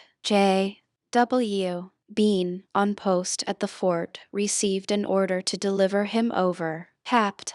J.W. Bean then delivered him over to United States Marshal Fisk's charge, with whom he descended the steps from the balcony of the fort and marched, with a deputy at either side, through tiled pathways and groved and shaded avenues, to the wharf at the other end of the island, where the Schultze was awaiting his arrival. A large crowd of spectators, soldiers and civilians lined the wharf, lingering 247 anxiously to see him off. But he walked very leisurely, smoked, laughed, and appeared in a state of unaccountable good humor. It was nearly 11 o'clock when the Schultze steamed away from Governor's Island wharf and whistled and rattled down the bay to await the arrival of the Minnesota, which lay at anchor during the forenoon near Pier 46, North River, and did not sail until some minutes after 12 o'clock. The Schultze meantime waited, steaming around the lower bay until the Minnesota arrived. The steam tug neared the bulky and huge vessel, and Mac was finally taken on board by United States Marshal Fisk and Deputy Marshals Robinson, Crowley, and Colfax, and given into the custody of the English detectives, Sirks, Webb, and Hancock, who in return gave the usual receipt to Marshal Fisk. Chapter 25. The Irony of Fate. In this chapter one give in his own words George's account of his flight from London and his arrest, without the remotest suspicion that my right name was known or that anything had been discovered to show my connection with the fraud. I resolved to take the steamer Atlantic of the White Star Line at Queenstown for New York, knowing that all the railway stations in London were being watched, and that any man buying a ticket for America may have to give an account of himself. I sent a porter to purchase a ticket for Dublin via Holyhead. I intended taking the 9 p.m. mail train, and as a precaution, I waited until the last moment after the passengers were on board and the waiting room doors shut. As the mail was being transferred from the wagons to the train, I took the opportunity to walk through the big gate and observed amid the rush and confusion. The car doors were all locked, but on showing my ticket to a guard conductor he let me into a compartment, no doubt supposing that I had obtained admission to the station from the waiting room and had been loitering about. The same was probably the case with the 2 or 3 other men looking out of the waiting room window at the platform, whom I judged to be detectives. The train rolled out of the station, and soon I was leaving London behind at the rate of 50 miles an hour. After midnight, we took the steamer at Holyhead and arrived at Dub 249 Lynn about 7 a.m. I should not have felt so comfortable throughout this night's journey had I known that the telegraph was flashing in all directions £5,000 reward for my capture. A whole column regarding myself and my supposed movements was published in the Dublin papers of that morning. Not suspecting they contained news regarding me, I neglected purchasing one, and remaining ignorant of my imminent danger, took the train for Cork, where I arrived about 4 p.m. I had 2 or 3 London papers of the previous day in my hand as I left the station. I had never been in Cork until then, and as I passed into the street, 2 detectives, who were watching the passengers, turned and followed me. A few yards from the station one of them stepped up by my side and said, "Have you ever been here before?" I slightly turned my head toward him, gave a haughty glance as I replied, "Yes," then looked straight ahead and continued my slow gait, paying no further attention to him. He continued walking by my side for a few steps, as if irresolute, then dropped to the rear, rejoining his companion. I did not dare to look around or make inquiry as to the location of the wharf from which the tugboat started to convey mail and passengers to the New York steamers, which waited in the outer harbor. Therefore I continued my walk along what appeared to be the main business street, perhaps for a quarter of a mile, then turned into a druggist's and called for some Spanish licorice. This was done to enable me to ascertain if the detectives were still following. In a moment they passed the shop, gazing intently in, and saw me leaning carelessly against the counter with my face partially turned to the street. As soon as I had paid for the licorice I continued my walk in the same direction, but saw nothing of the men, they having evidently stopped in some place to let me get ahead once more. In a short time I ap 250 approached an enclosure over the gate of which was a sign that informed me I had come by accident direct to the wharf of the New York steamers. Entering, I found the place crowded and the tugboat ready to convey the passengers to the steamer Atlantic. Before attempting to step aboard the tug, I took a covert look around and saw my 2 detectives standing back in one corner with their eyes fixed upon me, all but their heads being concealed behind the crowd waiting to see their friends off for America. Apparently unconscious of their presence, I threw my papers, one by one, down among the passengers, and as the deck of the boat was 8 or 10 feet below, the detectives could not see to whom they were thrown. I stood leaning on the rail a short time gazing at the scene, then left the wharf, not even glancing in the direction of the detectives. I felt that any attempt of mine to embark would precipitate their movements. Therefore I at once abandoned all ideas of taking passage from Queenstown. Now mark the irony of fate. That was the last passage ever made by the magnificent steamer Atlantic. Some magnetic influence deranged her compass so that she ran 20 miles out of her course, striking on the coast of Nova Scotia. At Meagher's Head, Prospect Harbor broke in two, then rolling into deep water sank in a few minutes. Out of 2 persons on board 560 perished, including most of the saloon passengers and all the women and children. The elegant cabins and staterooms became their tombs, and one may have been mine, but not for me such favoring fate. A moment's struggle ended their sufferings, while I was left to undergo the pangs of 1,000 deaths. A corridor of the tombs, New York. A corridor of the tombs, New York. I continued my walk up a hill among the private residences of the city, and hailing a cab, told the driver to take me back to the station. Eager for a job, he asked to drive me a mile beyond on the railway. Thinking I may elude the detectives at the Queenstown station, I acceded, and he 253 made his little Irish horse rush along at a pace which brought us to the stopping place just before the train arrived.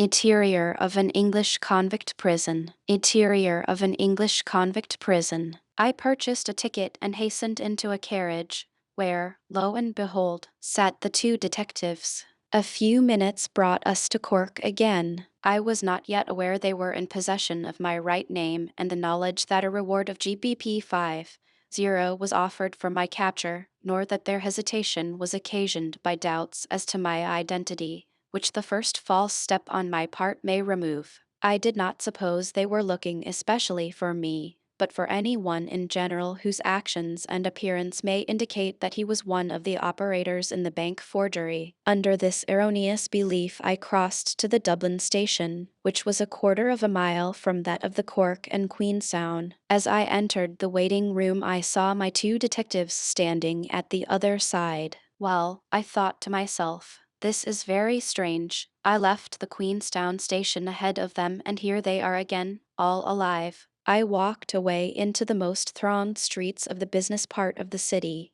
Turning a corner, I glanced backward and saw them following at some distance in the rear. As soon as I had fairly turned the corner, I started at a fast walk, turning the next before they came in view. And after 3 or 4 such turnings I went into a small temperance hotel and took lodgings for the night. There was but a single commercial traveler in the sitting room, a special room set apart in every English hotel, sacred to the drummer fraternity. In the course of the evening he handed me a small railway map of Ireland, which, in my subsequent flight through the country, proved of incalculable service to me. The next morning I went out and purchased a handbag, a Scotch cap, and a cheap frieze ulster. My night's cogitations had not enabled me to solve the detective problem, but I felt confident that something was decidedly wrong. I then 254 hired a covered cab, driving past the post office to reconnoiter, and saw one of the detectives standing in the doorway.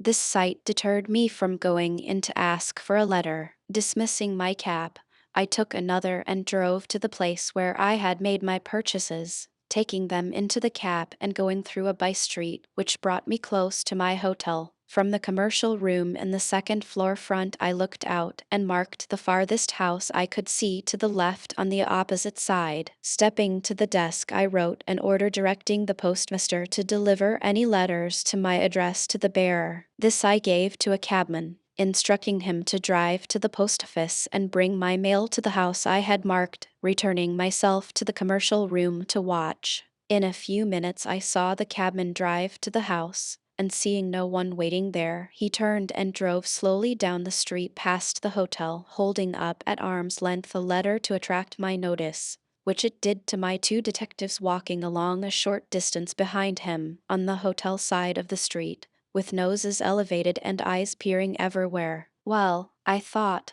this is getting to be hot, and it is time for me to leave Cork. I was now fully aroused to a sense of my danger. No one happening to be in the commercial room for the moment, I left my hat on the sofa, and wearing the Scotch cap, slipped downstairs just as they were past the hotel, following them until I came to where the cab was waiting with my luggage. I ordered the driver to take me to a canal boat wharf, where I dismissed him. Then, with bag in hand, I walked across the canal bridge, stopped in a small shop, and hired a smaller boy to go for a jaunting car, and a few minutes later I was rolling to the northward. On the road I threw some small coins to poor-looking people who then, as now, comprised among their numbers the most honest patriots and the truest-hearted sons of Erin. 255. Seeing me throwing the pence to the poor folk, Cabby took it into his head that I must be a priest, a good criterion of the estimation in which the benevolence of the fathers is held by their own people. And I may here remark that all the Catholic priests I have known, occupying the post of chaplain,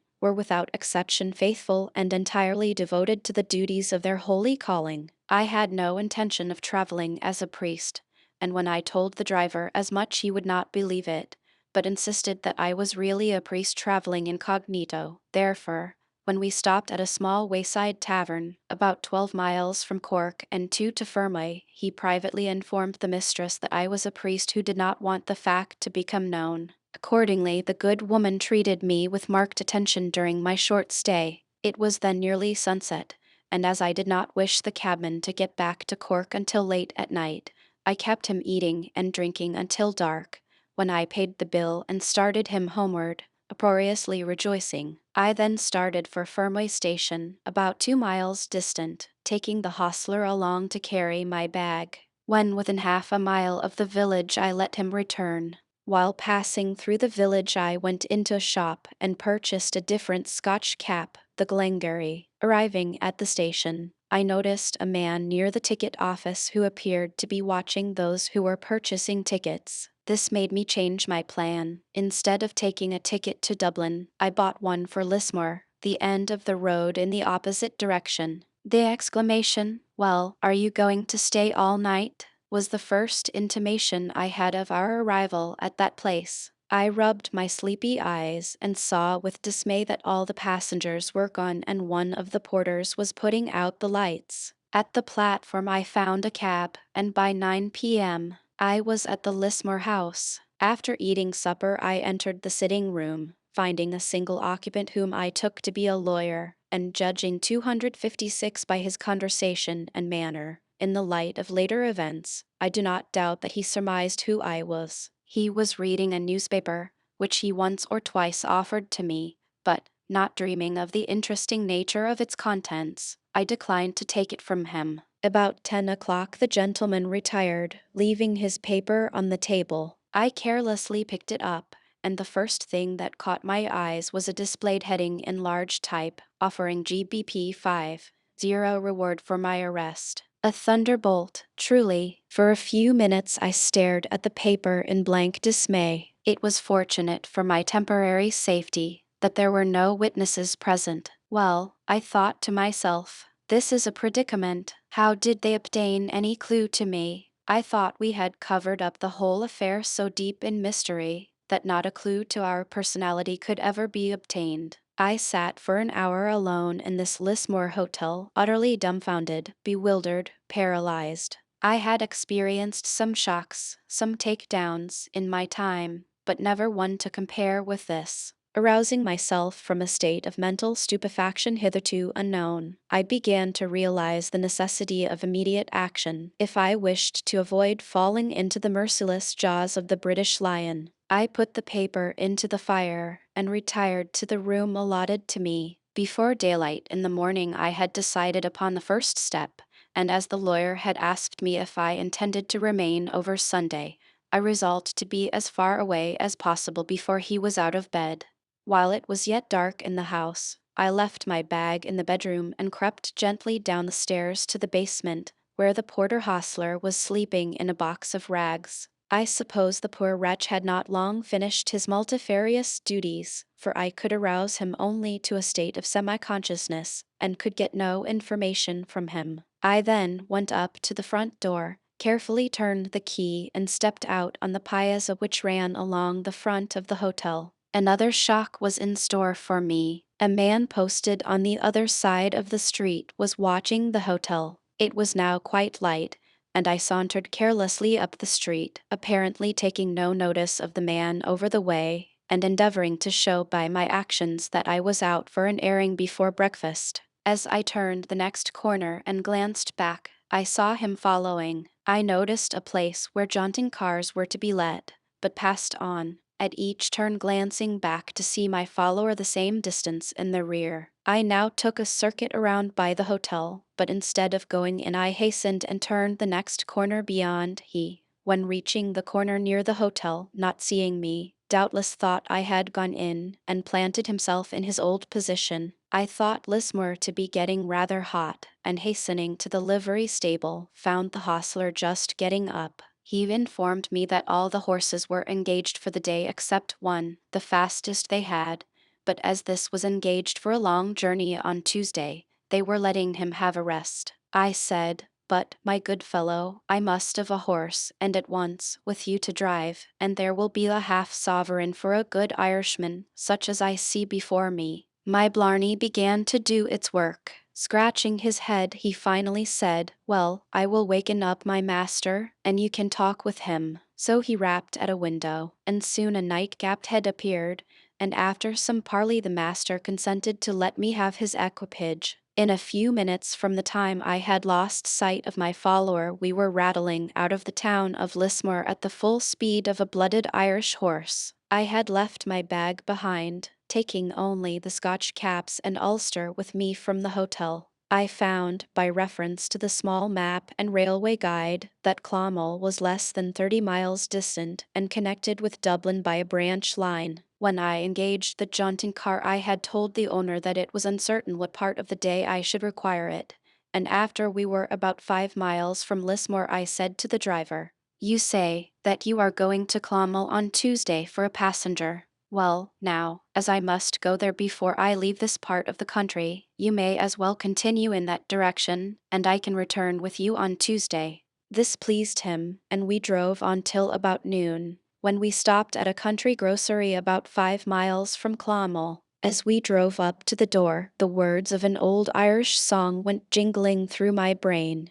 At the sign of the bell on the road to Clonmel, Pat Flaherty kept a neat shebeen. The rain poured down in torrents. I gave my driver a lunch of bread and cheese, which, of course, there included whiskey. I also gave him a sovereign, telling him to pay his master for the horse hire and keep the change for himself, then started him back, brimful of delight and the crathur, receiving his parting salute. "Your honor is a gentleman, and no mistake." I arranged with the storekeeper to let a boy take me in his car to Clonmel. The Green Isle. Well, I found out that day what keeps the grass green in Ireland. My Irish frieze and every thread on me were waterlogged, yet the Irish lad, my driver, took the buckets full as a matter of course. Amid this deluge of rain we arrived in Clonmel and stopped at a shebeen, kept by the boy's uncle, driving into the backyard through a gate in a board fence 15 feet high, which shut it in from the street. I am John Curtin of the Pinkerton Force. Page 332. I am John Curtin of the Pinkerton Force. Page 332. I went into a room in the rear of the sale room, the door of which stood open so that I could see all that passed within, and as I stood drying my clothes by the turf fire, I 259 saw how thirsty souls on the wood sod evaded the Sunday liquor law. The proprietor stood in the shop in a position from where he could covertly keep an eye on the policeman patrolling the street, and as soon as he was out of sight a signal was given, the backyard gate thrown open, when a dozen men rushed in, and the gate closed. Coming hilariously through the dwelling into the shop, these were soon busily drinking their potheen. It was now 2 p.m. The rain had ceased, and starting out, I walked along a main street until I saw a sign cabs to let. I went into the house, and was shown into an inner room, where the proprietress sat crooning over a turf fire. She motioned me to a seat beside her,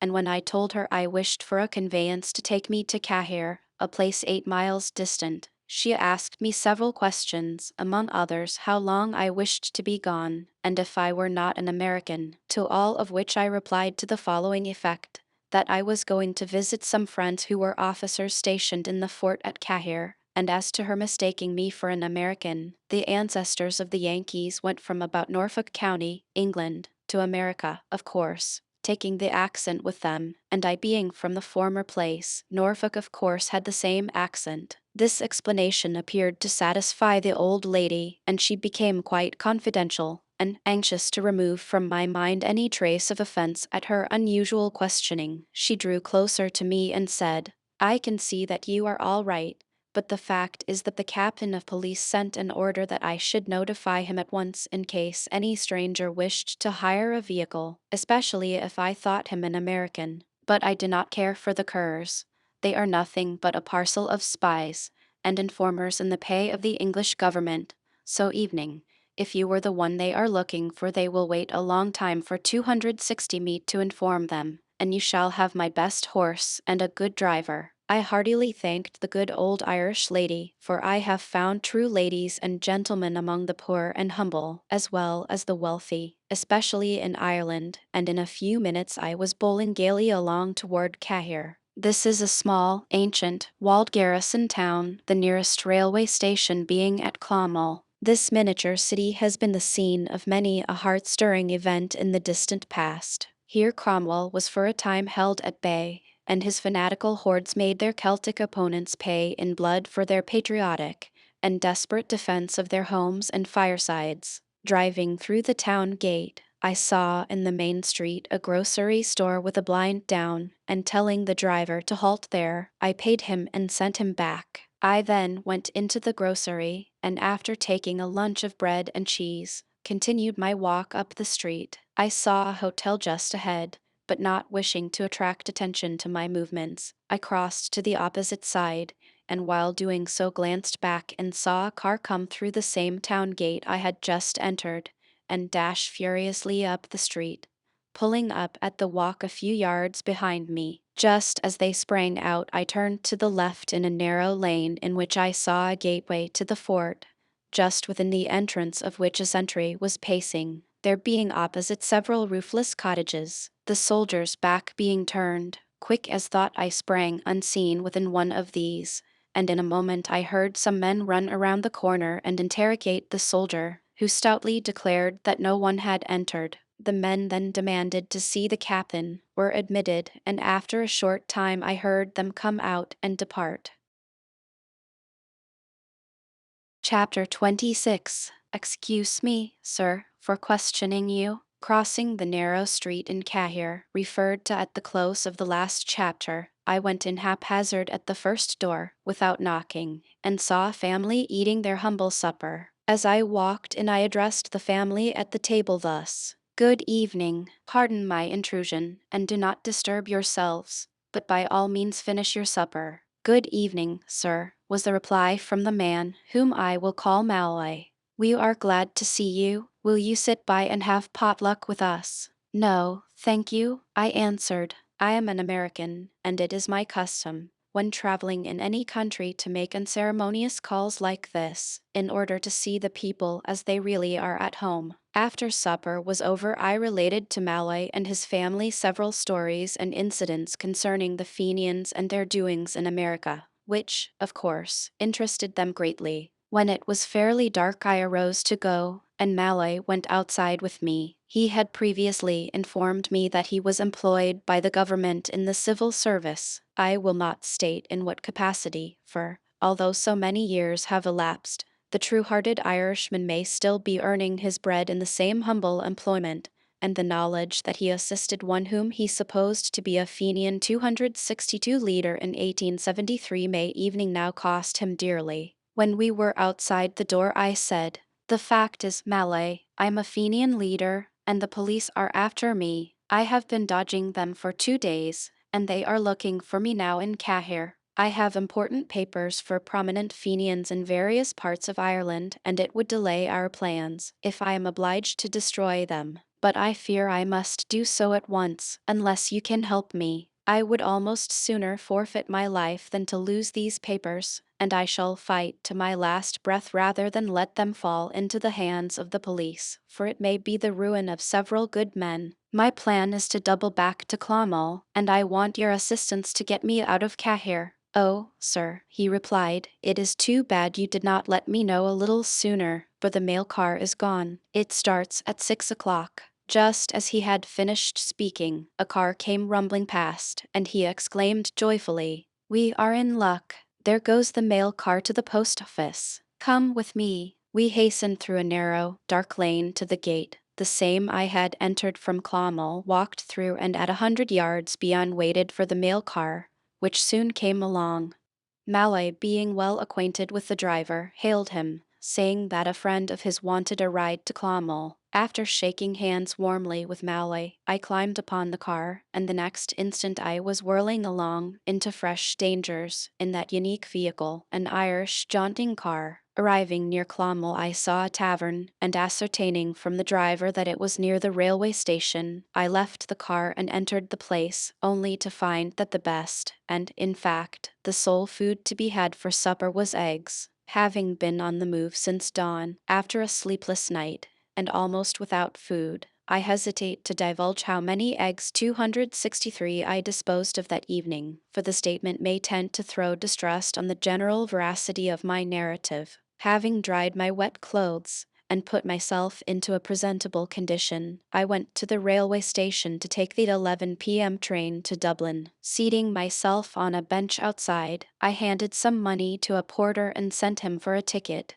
which he obtained. There were but a few waiting about, so I stepped into the small waiting room and sat down near 3 other men. The one nearest, whom I at once put down for a local policeman in private clothes, turned and spoke to me. I replied with civility to his questions until finally he said, "But are you not an American?" I replied to his startling question in such a manner that he appeared satisfied. "You must excuse me, sir, for questioning you," he explained, "but there has been a great forgery in London, and it is said some of the parties are in Ireland, and I am anxious to get a claim on the GBP 50 that is offered for each one of them." I told him that instead of being offended, I was greatly pleased to see the zeal he exhibited in the execution of his duties, and expressed the hope that he may be successful in securing at least one of the forgers, which would give him not only the GBP 50, but undoubtedly promotion. I got on the train all right,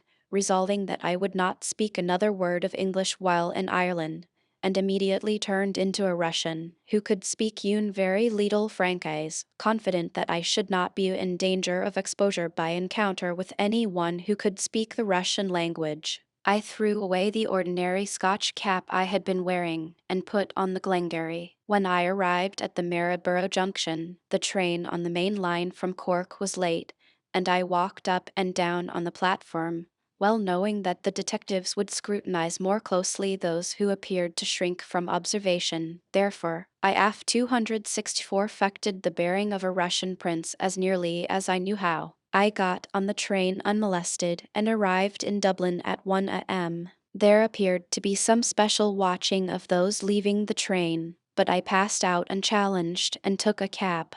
Not knowing the name of any hotel, I told the driver I would direct the route as we passed along, and he drove away at a great pace. Very soon I noticed another cab following at an equal speed. I had mine turn a corner, but the one behind came thundering after, and though I bade my driver to turn at nearly every corner, still I could not shake off my supposed pursuer until, after apparently being followed about 2 miles, the stern chaser turned off in another direction, much to my relief. We soon approached the Cathedral Hotel, where I alighted about 2 a.m., rang up the porter, and was shown to a room. At 7 o'clock in the morning I sent for my bill, left the hotel, went direct to the Jew quarters, and purchased a valise and some second-hand clothes. Noticing the old Jewess looks of curiosity at seeing one of my appearance making such purchases, I remarked, "A Fenian friend has got himself into a scrape, and the police are after him, so I am going to get him out of the country,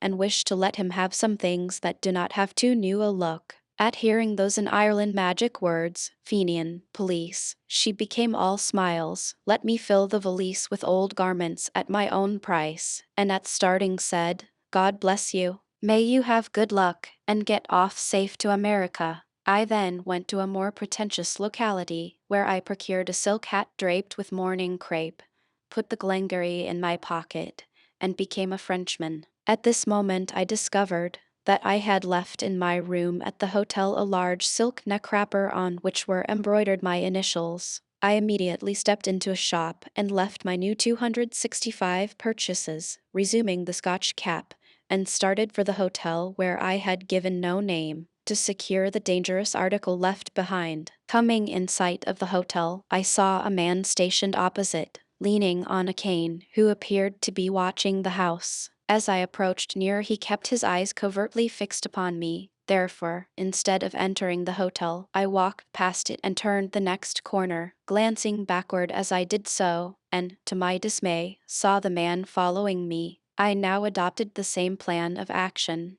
that succeeded so well at Cork, and in half an hour I had shaken him off and returned to the place where I had left my new silk hat and valise. Donning the hat, with valise in hand, I was soon seated in an Irish jaunting car, on my way to a station about 10 miles out on the railway to Belfast. Upon reflection, I was satisfied that the chambermaid had found the silk wrapper and taken it to the hotel office. There the initials, together with the knowledge of my arrival at so unusual an hour, without baggage, and my early departure, had aroused suspicion, and the police had been notified. At about 11 o'clock I arrived at the station, and going into a store paid my Dublin cabman and called for lunch. About 5 minutes before the train was due from Dublin I walked into the empty station, presented myself at the ticket office, and said, Parlez-vous francais, monsieur? And received the reply, no. I then said in a mongrel of French and English that I wished for a ticket to Drogheda, not daring to purchase one through Belfast. Supposing me to be a French gentleman, he was very polite and ordered the porter to take my baggage to the platform. There I found myself the solitary waiting passenger. As the train approached, I saw a pair of heads projecting from the carriage windows, eagerly scanning the platform. 2 men jumped off, and hastening to the station master began to talk to him in an excited manner, all the time glancing toward me. As I passed near the group to get on the train, I heard the agent 266 say, he is a Frenchman. No doubt he informed them that I had purchased a ticket to a way station only, a fact that would naturally allay suspicion. At the next stopping place they actually arrested a man, but went no further. I afterward ascertained that 12 men were arrested on that and the preceding day, among the number being a fraudulent debtor trying to escape by the same steamer, the Atlantic. The following extracts from contemporary newspapers will give the reader some idea as to what a hot place Ireland was for me. By cable to the New York Herald, London, 3 shabbily dressed men who, from their accent, are believed to be Americans, were arrested in Cork, Ireland, this morning while attempting to deposit $12.00 in that city. They are supposed to be the parties who recently committed the frauds on the Bank of England. From the London Times of same date, to Editor of Times. Sir, the case of Dr. Hessel has been so lately before the public,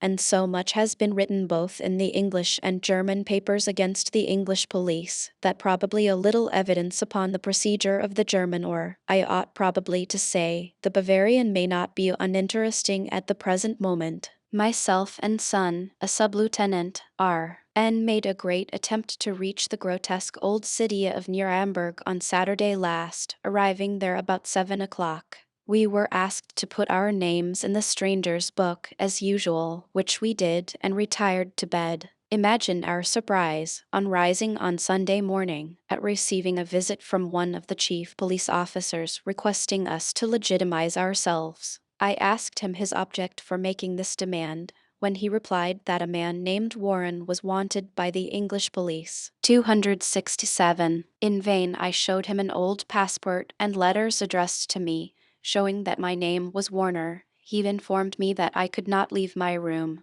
and placed 2 policemen at the door. At 1 o'clock, I remembered an influential inhabitant of the town who knew me, and I sent for him. He at once went to headquarters and gave bond for me to a large amount, and at 6 o'clock in the evening myself and son were released. You will remember that in the case of Dr. Hessel 4 persons swore to his identity before he was deprived of his liberty. In my case a similar name to that required was sufficient to deprive me of mine. I have since received, thanks to the strenuous and prompt action of the British minister at Munich, a very ample apology in writing for the blunder that had been committed.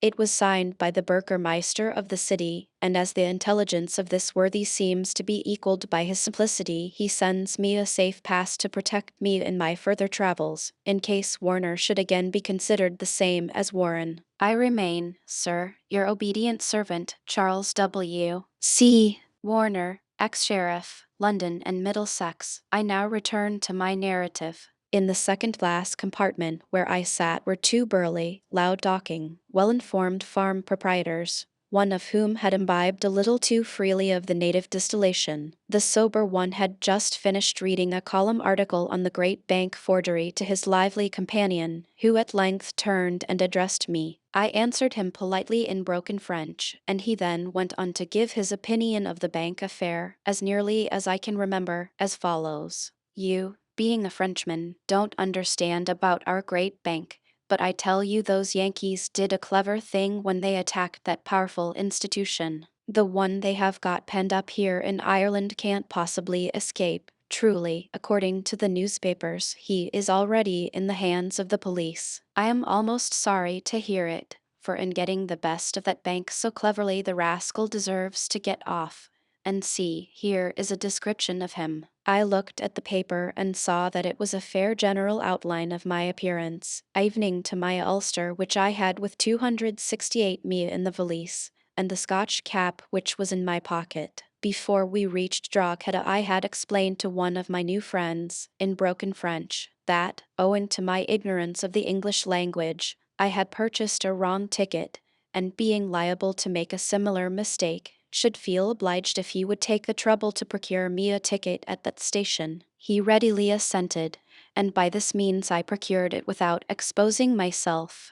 The hunt for me was becoming so extremely hot that I dared not show myself again at a ticket office, and if I should be found on a train ticket list that fact may lead to closer scrutiny, the rule in that country being that every passenger must be provided with a ticket before entering a car. The train arrived in Belfast at 9 o'clock, and I at once took a cab to the Glasgow steamer. It was very dark, and I went on board unobserved, 2 hours before the time of departure. Going down into the saloon cabin, I saw the purser sitting near the entrance, to whom I said, "Parlez-vous Francais?" He shook his head. I then asked in jargon for un billet a Glasgow. Surmising what I wished, he gave me a ticket, putting on it the number of my berth. Expecting to be followed, I had taken that instant precaution of impressing on the purser's mind that I was a Frenchman. I passed into the washroom, just opposite where the purser sat, washed myself and brushed my hair. Just at this moment I heard steps descending the cabin stairway, then the words,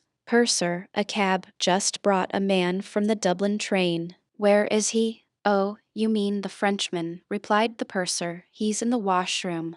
While this was passing I had put on my silk hat and taken up my valise, and was standing before the glass à la Francaise taking a final view of my toilette, and snapping off some 271 imaginary dust and lint, as the 2 detectives stepped in, and after looking me well over went out, and I saw them no more. That proved to be the last ordeal through which I passed in Ireland. After being convinced that they had left the steamer I went to my berth, and being thoroughly exhausted I fell asleep in an instant, not waking until the steamer was entering the harbour of Glasgow. After my arrest a month later in Scotland, during the transfer to London and afterward to Newgate, while awaiting trial, the detectives told me that they were in Cork 3 hours after I had left, and one of them related their adventures substantially as follows. We arrived in Cork Saturday afternoon and were not long in finding the Temperance Hotel where you stayed on Friday night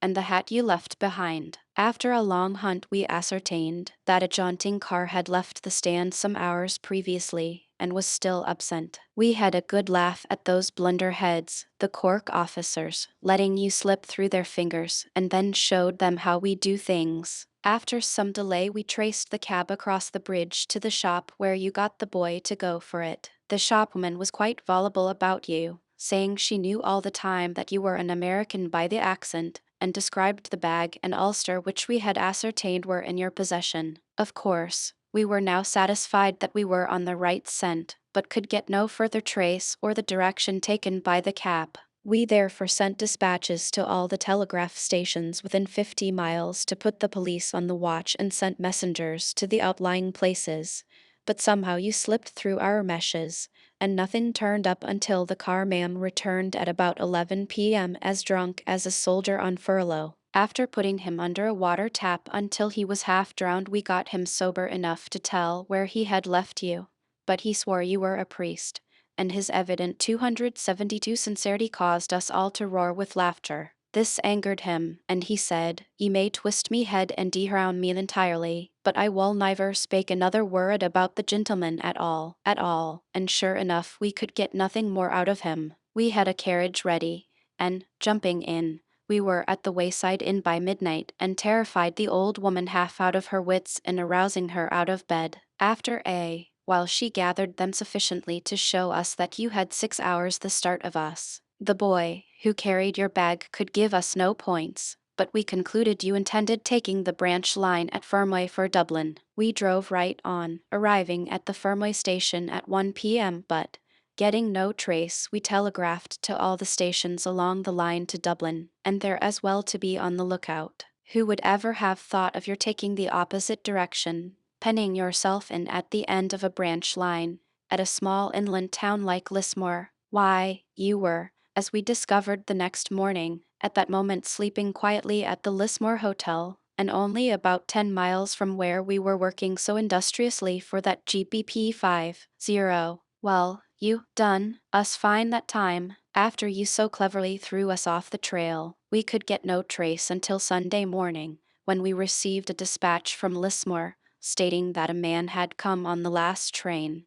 stayed at the hotel, and left at daylight without paying his bill. Hello, said I, as soon as I read the dispatch. We never suspected Lismore. He has been there all night and is off again. We telegraphed to Clonmel, Waterford, and other places, then left for Lismore, where we arrived, paid your bill, and took the bag with us. Surmising that you may make for Clonmel, we looked for and found the place where you got the car, but no news as to what direction you had taken. It would have made you laugh, as it did us, to see the old livery man stamp about and tear his hair when he 273 found how easily he could have made the GBP 50, if he had only known. Starting on the way to Clonmel, we soon had news, which satisfied us we were once more on the right track. Shortly after we met, sure enough, the cab you had sent back from the country store. Arriving there, we took the boy, who had just returned from driving you to Clonmel, with us, and, feeling sure that we should soon come up with you, we made our horses spin toward that town. Arriving there, we saw the inspector, who informed us that he had sent a constable in pursuit of a man who had hired a car to go to Cahir. This must have been one of the men in the car whom I escaped by dodging into the ruined cottage. It being then sundown, we drove to Cahir with all speed, arriving there just after dark, passing the Clonmel mail car inside the gate, but it contained no one but the driver. We soon found the constable sent from Clonmel, who said you had disappeared into the fort, where a friend must have concealed you, and that you must be there still. He then took us to the fort, which was closed for the night. As soon as my eyes lighted on the ruined cottages, I asked him if he had searched them and received an answer in the negative. Why, said he, they are, as you see, all open to the day, without roof, doors, or windows, and no one would think of hiding in them. You are a fool, I replied. Give me your lamp and come with me. After a look around and seeing how easily any person could stand in a corner out of sight, I remarked to him emphatically that he was the biggest specimen of a goose I had ever seen in my line. "I think," said I, "you had better go home and play pin. Here is where he dodged you, and now he is off again, with an hour or more start." We worked until after midnight and gave Cahir such a turning over that the inhabitants won't soon forget, but could not get hold of the least trace, except at one place Malloy's, where a woman said a stranger came 274 in at supper time, who said he was an American seeing the people in their homes. We cross-questioned the man, but could get nothing out of him more than that you had departed. At last we gave it up, went to the hotel to get some sleep, which we needed badly, and the next day went to Dublin, heard about the finding of your neckwrapper at the Cathedral Hotel, and knocked about Ireland for some time. Chapter 27. The flowers in the Primrose Way are sweet. As narrated in an earlier chapter, I left England 2 days before the first lot of forged bills were sent in. I left serene and confident of the future. My departure was a happy event in a double sense. All my negotiations had been carried on at a considerable expense of nerve, and in leaving I left everything in such trim that success seemed certain, with all chance of danger eliminated from the venture. I felt that the trying toil was now all over, with nothing for me to do but to reap the harvest, and that without effort or care on my part. So, when the late November sun looked down on me, I crossed by daylight this time, standing on the deck of that same wretched Channel steamer. It looked on a happy man. I did not know then that success in wrongdoing was ever a failure. The anxious toil of the London and Continental negotiations was a thing of the past. Was I not young? Wealth was or soon would be mine. Was I not in perfect health, body sound and digestion good? And, above all, was not the woman I loved awaiting me in Paris, to give herself to me, in all her youth and beauty, and then somewhere across the western waters would I not find in some tropic seas a paradise, which gold would make mine, where I could bear my bride, and there, turning over a new leaf, live and die with the respect of all good men mine. 276. Here was a stately structure I was going to erect, but how rotten the foundation. I, in my egotism, fancied, in my case, at least, the eternal course of things would be stayed, and that justice would grant me a clean bill of health. She did give me that, but it was long years after, and only when she had had from me her pound of flesh to the very last ounce. I joined my sweetheart and her family at the Hotel St. James, Rue Saint Honor. She was an English lady, and for a whole year our courtship had been going on, and now, our wedding day being fixed a week ahead, we all set out sightseeing and having a good time generally. I now engaged the coachman I had met before as my valet, and a very good, all-around, handy man he proved to be. Of course I was anxious to hear that the first coup on the bank had succeeded, but I was tolerably confident it was all right. Had it fallen through, it would have proved awkward for me. In that event the Paris climate would have been too warm for me, and I would have had to find a score of excuses to hasten our marriage, and leave for the Western world as speedily as possible. I had a four-in-hand coach, and we drove everywhere in and around Paris, once to Versailles and on to Fontainebleau, where we dined, a merry party. What a strange world is this, what a stage it is, ever crowded with tragedies, too. How absolutely in the dark we are as to the motives and actions of men. There I was the center of merry pleasure parties in gay Paris. A young dude, driving my four-in-hand, and yet a criminal, waiting in hourly expectation a telegram announcing success in a great plot which, when it exploded, was destined to startle the business world and to hurl me from the summit of happiness, where I was reveling, apparently free from care, to the misery of a dungeon, banishing the happy smiles from my face and the joyous ring from my 277 voice, leaving in place of the smiles the somber gloom of the prison, and in place of the snatches of song and eager accents I was wont to speak with, the hushed voice subdued to prison tones. Late one morning, on opening my eyes, my first thought was, it will be hit or miss at the Bank of England within the next 60 minutes. We had engaged for a coaching party to Versailles, and were to dine there. I left for the drive.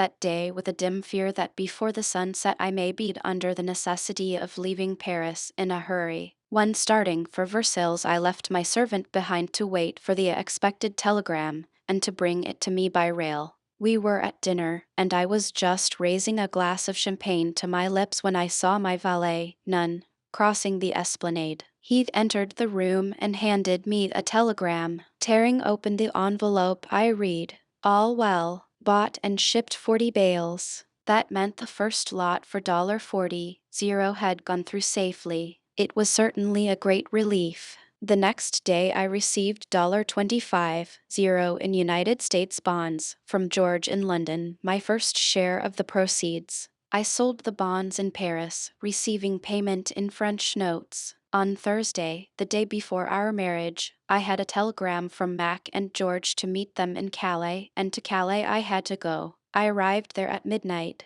just before the Dover steamer got in, and was on the pier to meet them. We exchanged warm greetings. As we did so, Mac placed a small but very heavy bag in my hands, and they began laughing over my surprise. It contained GBP 40 in sovereigns and was stuffed with bonds and paper money. We went to a hotel nearby, and there they counted out to me the very nice sum of $100 in gold, bonds, and French money. As they were going back on the same steamer, and I was to return to Paris by the train carrying the passengers of the steamer just arrived, we had only a brief half-hour's talk. 278 after giving me the money, we went out and sat down on the pier, and that conversation and scene are forever impressed on my memory. I shall make no attempt to describe either, but could both be put on the stage, with the audience in possession of a full knowledge of the enterprise we were embarked in, there would be seen a picture of human life such as the novelist or playwright never had the imagination nor the daring to depict. To the earnest student of human life it would have been a revelation. There we were, three earnest, ambitious young men, enthusiastic for all that was good and noble. I about to wed a pure-souled woman who thought me an angel of goodness, and about to fly with my plunder and bride to Mexico. My two companions were returning to London to continue carrying out a giant scheme of fraud against a great moneyed institution, but there we were, with $100 in plunder at our feet, sitting under the stars, listening to the dash of the waves, and talking not at all like pirates and robbers, but much more like crusaders setting out on a crusade, or like pilgrims going on a pilgrimage.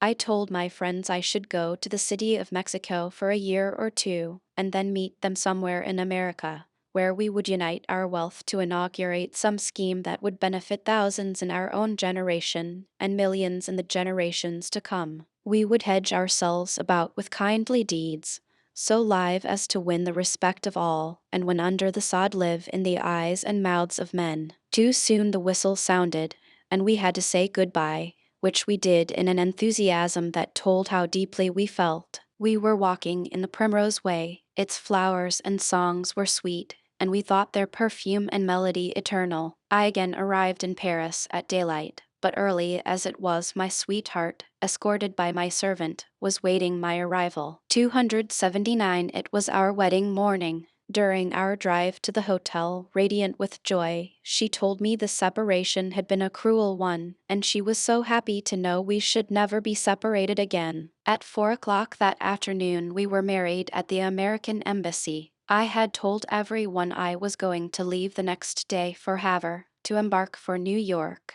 Our baggage was all packed and placed in a van, which I accompanied to the Havre station and had stored there. Sunday I purchased one ticket to Bayonne, one for Madrid and one to Burgos, each from different agencies.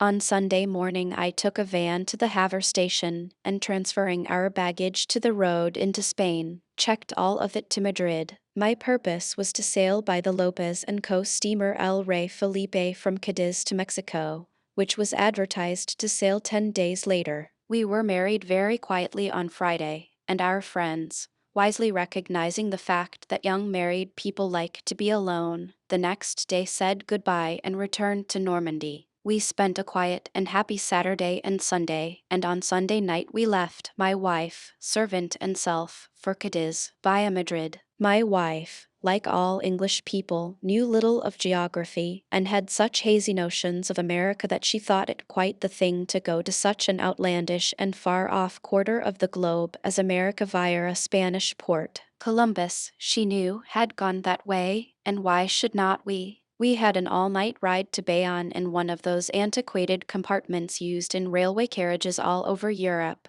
but the ride was not tedious, nor was the night long. This little earth had no happier couple, and, talking of the happy years that lay before us, the night rushed by like a fairy dream. Where was my conscience? Why, my dear reader, I had 280 sung it such a song that it was delighted with the music, and had, I was going to say, gone to sleep, but it had not. It was wide awake, and we were good chums. We both, Conscience and I, had persuaded ourselves it was a virtuous deed to do evil, that good may come. My conscience was perhaps as old as the sun, but I myself was young and too inexperienced to see the fallacy of the argument, since I myself was the doer of the wrong, but, of course, I should have hotly denounced any other such philosopher as a villain and rogue.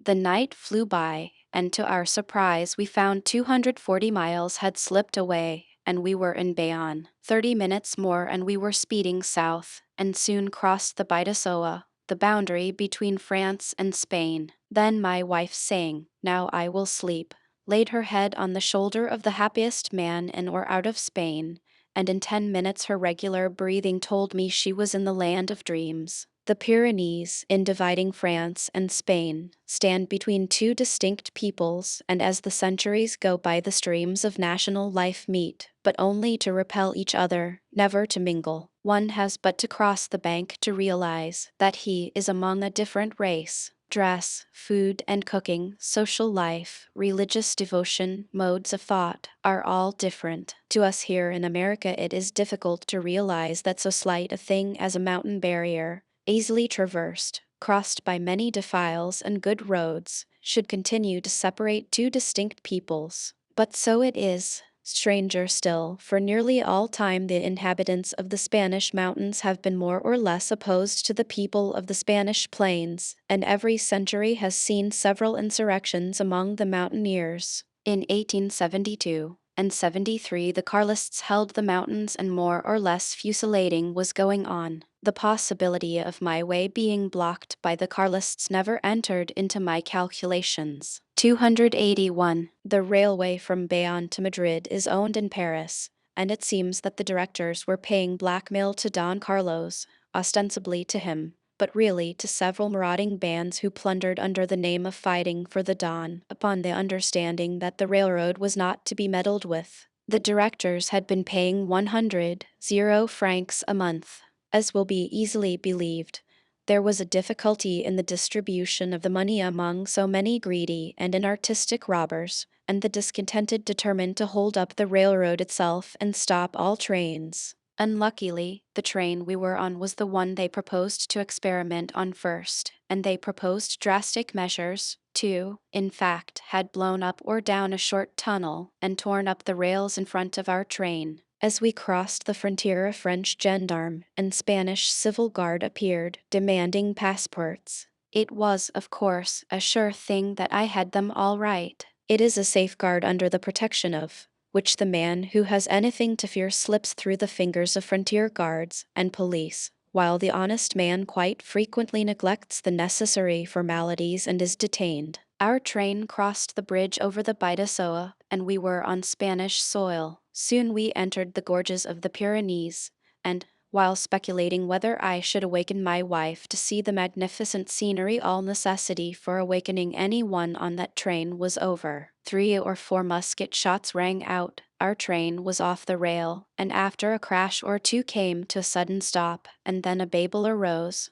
while the train was surrounded by armed men. It was laughable. It seemed like an opera bouffe, the real thing, this motley array of brigands, all trying to maintain under difficulties the grave Spanish exterior. One monkey of 18 or 19 years, armed, came to our compartment and, pointing to my chain, said he wanted it and my watch. None of us understood Spanish, but we all calm 282 comprehended his meaning readily. I refused to make him a gift and got rid of him easily. We were all ordered to alight, and our captors seemed inclined to be ugly. Myself and party were about the only well-dressed people on the train, and, seeing a priest close by, I went up to him, and ascertaining he could speak French, I began, in very bad French truly, to threaten with very dire consequences Don Carlos and every band of Carlists who dares to annoy an English duke and duchess, and demanded instant shelter and a guard for my wife, the duchess.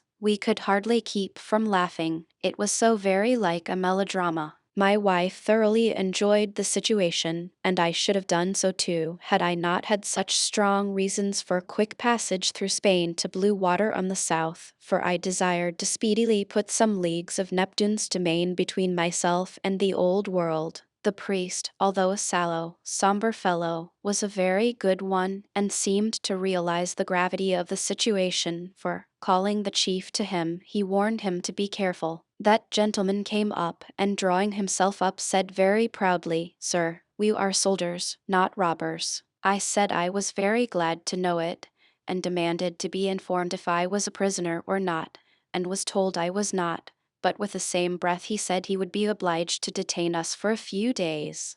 There was a fonda, or inn, close by, and leaving my wife there, I finally managed by a liberal use of money to secure an ox cart, and by virtue of great generalship on the part of myself and servant, got all our baggage out of the wrecked train and safely up to the inn. Spaniards are provokingly slow, but by riding muleback 5 miles away I succeeded in seeing the local commander of the Carlist forces, and he promised to send me the next day a pass through the lines, going either south or north. I got him also to include in the pass my fellow passengers. I did this because there was a Portuguese family who had tick 283 ets for South America. They were then on their way to embark at Lisbon, and the old gentleman, the head of the family, was very weak and ill. My safe plan would have been to return to France, make my way to Brest, and embark from there to New York, and that would have been my course had I had any conception of the slowness of the Spanish officials and of the fierce storms and snows that dominate the passes of the Pyrenees in winter. We were informed by many officials, railway guards, custom house officers, Carlists, etc., that by crossing 30 miles south we would pass the lines, and get to a little town on the railway where trains left frequently for Madrid. The Spaniards about the place would never have let us start out on that perilous trip had it not been for the money there was in it. I had secured at a round price 3-century-old bullock carts, and in the afternoon of the second day we got off. I had all the women and the sick Portuguese in one cart, with the 2 other carts ahead heaped with luggage. Thus there were 8 bullocks, 4 mules, and unlucky number 13 men engaged. I had very misty notions as to our destination, but took it for granted the baker's dozen of natives I had with me knew what they were about. Snow was everywhere, and we were mounting up, on wheels, but I supposed the highest altitude was only 4 or 5 miles away,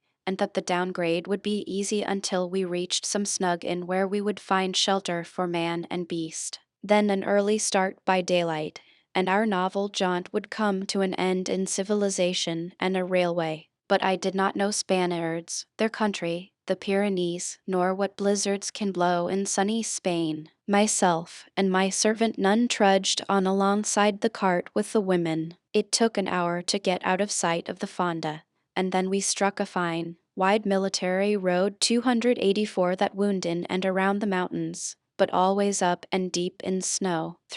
4 o'clock came and still no sign of the summit, but with the road winding in and out for miles ahead. The sky began to darken, and without warning down came the snow. Then frequent halts of the caravan to rest the cattle. Deeper grew the snow, and as the darkness began to settle down I realized the responsibility I had unwittingly taken on my shoulders. I had 4 delicate women in my forlorn party, and found myself fast in the amid of a snowstorm, in a wild pass of the Pyrenees. I recognized one blessing, however, and was profoundly grateful. The air was calm, and though the snow fell thick and fast it was not driven by a storm. None proved to be thoroughly reliable, helpful, and full of cheer. Between us we kept up the spirits of the party, but all hands began to grow hungry, Fortunately, I had in my baggage a large pâté de foie gras. That is a fat goose liver pie, and it was fat, happily so, as it went the further.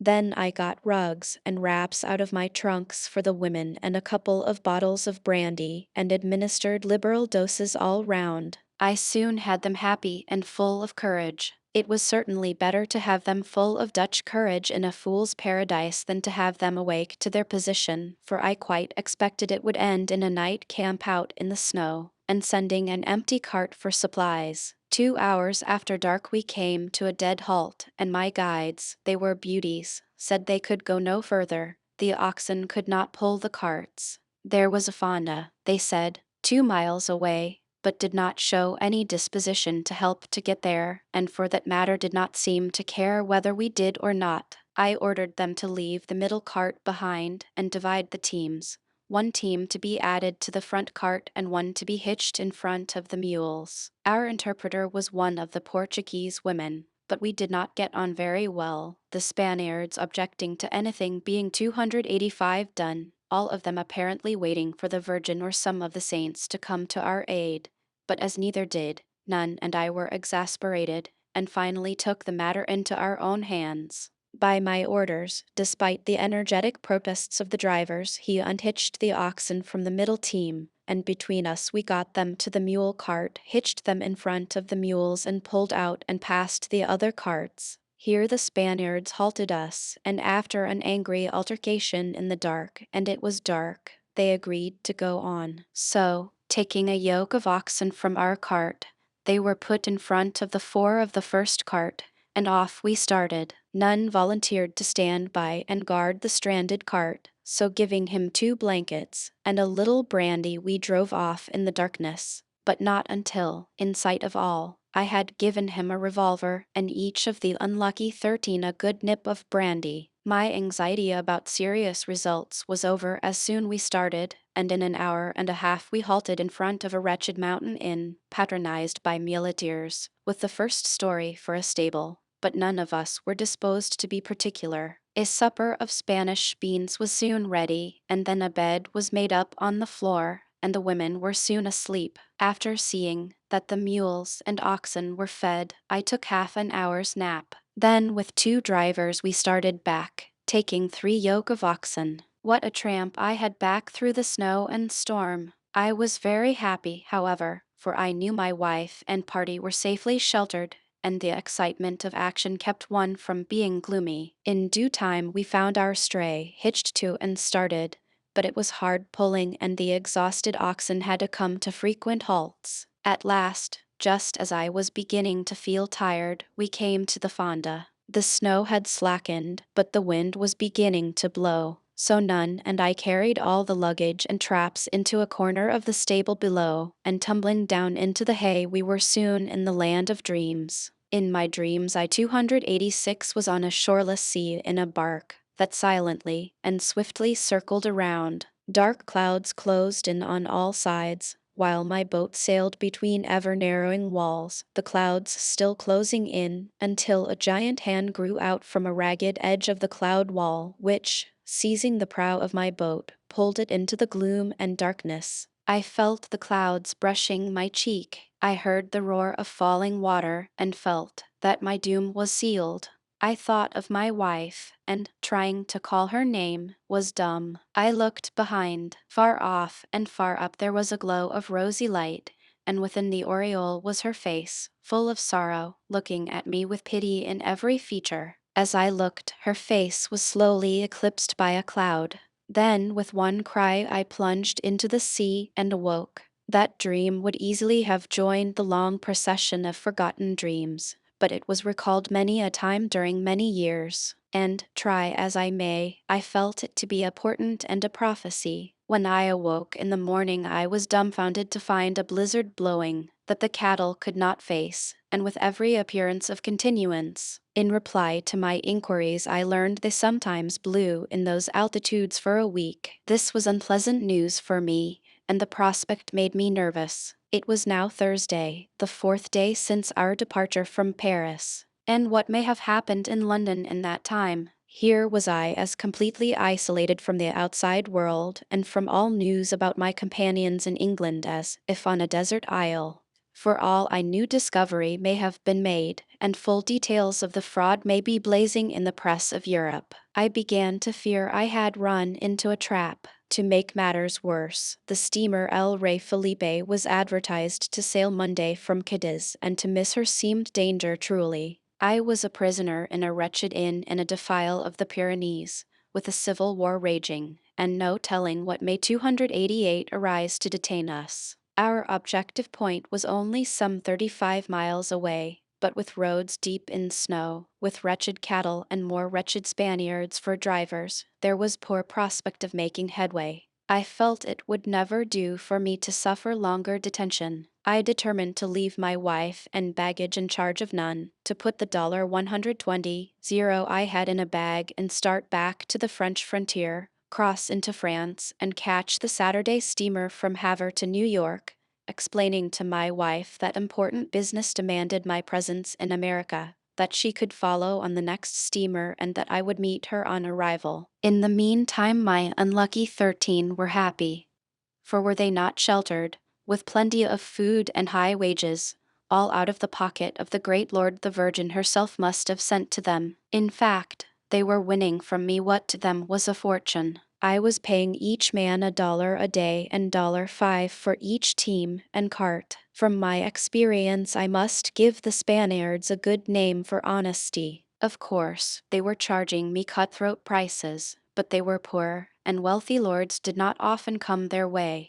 Aside from that, they were very honest. Many things, such as rugs, shawls, lunch baskets, dressing cases, etc., that must have seemed of value to them, lay around everywhere, but not a single article was missing during the entire trip. All day long the blizzard blew. It was a novel situation, and how I should have enjoyed it had I only possessed that greatest of all blessings, a good conscience. As it was, I was in misery, and could find no peace, not evening in my wife's smiles and evident content to be anywhere with me. I saw that the cattle were well cared for and that the men had both food and wine. Then my servant skirmished around and decapitated sundry chickens he found. So we had roast chicken 3 times a day, and as I had a case 289 of brandy in my luggage, we did not suffer. None roasted the chickens, made the punch, got the Spanish men and women to dance for our entertainment, and made himself generally of service. About midnight the storm broke up, and to my great satisfaction the stars came out. That night I slept in the same room with the women, with a sheet hung between us. At 5 o'clock I had all hands up and breakfast under way.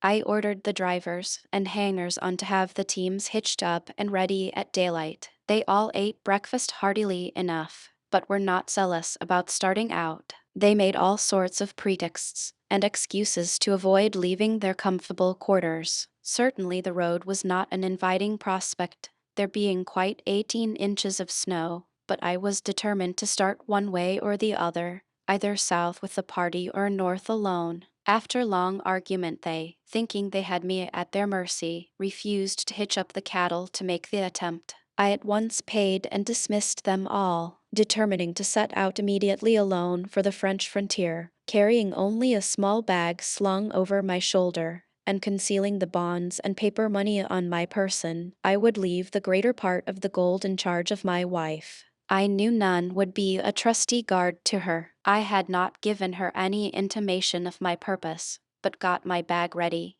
and, secreting about me the bonds and paper money, I took my wife into a room, and, first telling her she must be very brave, explained my plan, pointing out I must not miss the Saturday steamer. She should follow on the next, and I would leave her $20. But she pleaded to go with me, said she would be no encumbrance, would ride mule back to the railway, no matter how far away. I then called Nunn and told him I should leave him in charge of the baggage, and that we were going to set out at once. I praised his fidelity, and informed him I would 291 make him a present, when he arrived all safe in New York with the baggage. But, when the sick man and his family were told we were going, they raised a howl. The women all hung on me crying, and imploring me not to leave them to despair and death. They would all perish, etc. Henry Hawkins, Esq. Q.C. Hahn, Sir J. Kellogg, KKT Judge of the Queen's Bench RT. Hahn, Sir R. J. K. Cockburn, Chief High Justice of England. View larger image. I had secured a good saddle mule, but with a man's saddle, and my wife was sensible enough not to make an outcry over the prospect of a ride man fashion. She came out warmly clad and mounted the mule, and I strapped some rugs and a bundle of lunch behind the saddle. The owner of the mule was at his head, halter in hand, ready to lead off. The entire population were out staring open-mouthed. I delivered a speech to my unlucky 13, telling them in the best way I could that I was going in order to deliver them all over to the vengeance of the military chief of the district, that I should accuse them as robbers and thieves, and that they may look for anguish that would wring their hearts and souls. They were greatly moved, and pulling out my watch, I informed them by pantomime and bad Spanish that if they got the teams in harness and the luggage all packed on the carts in 20 minutes I would take them into my favor and resume our journey southward. Spaniards are proverbially slow,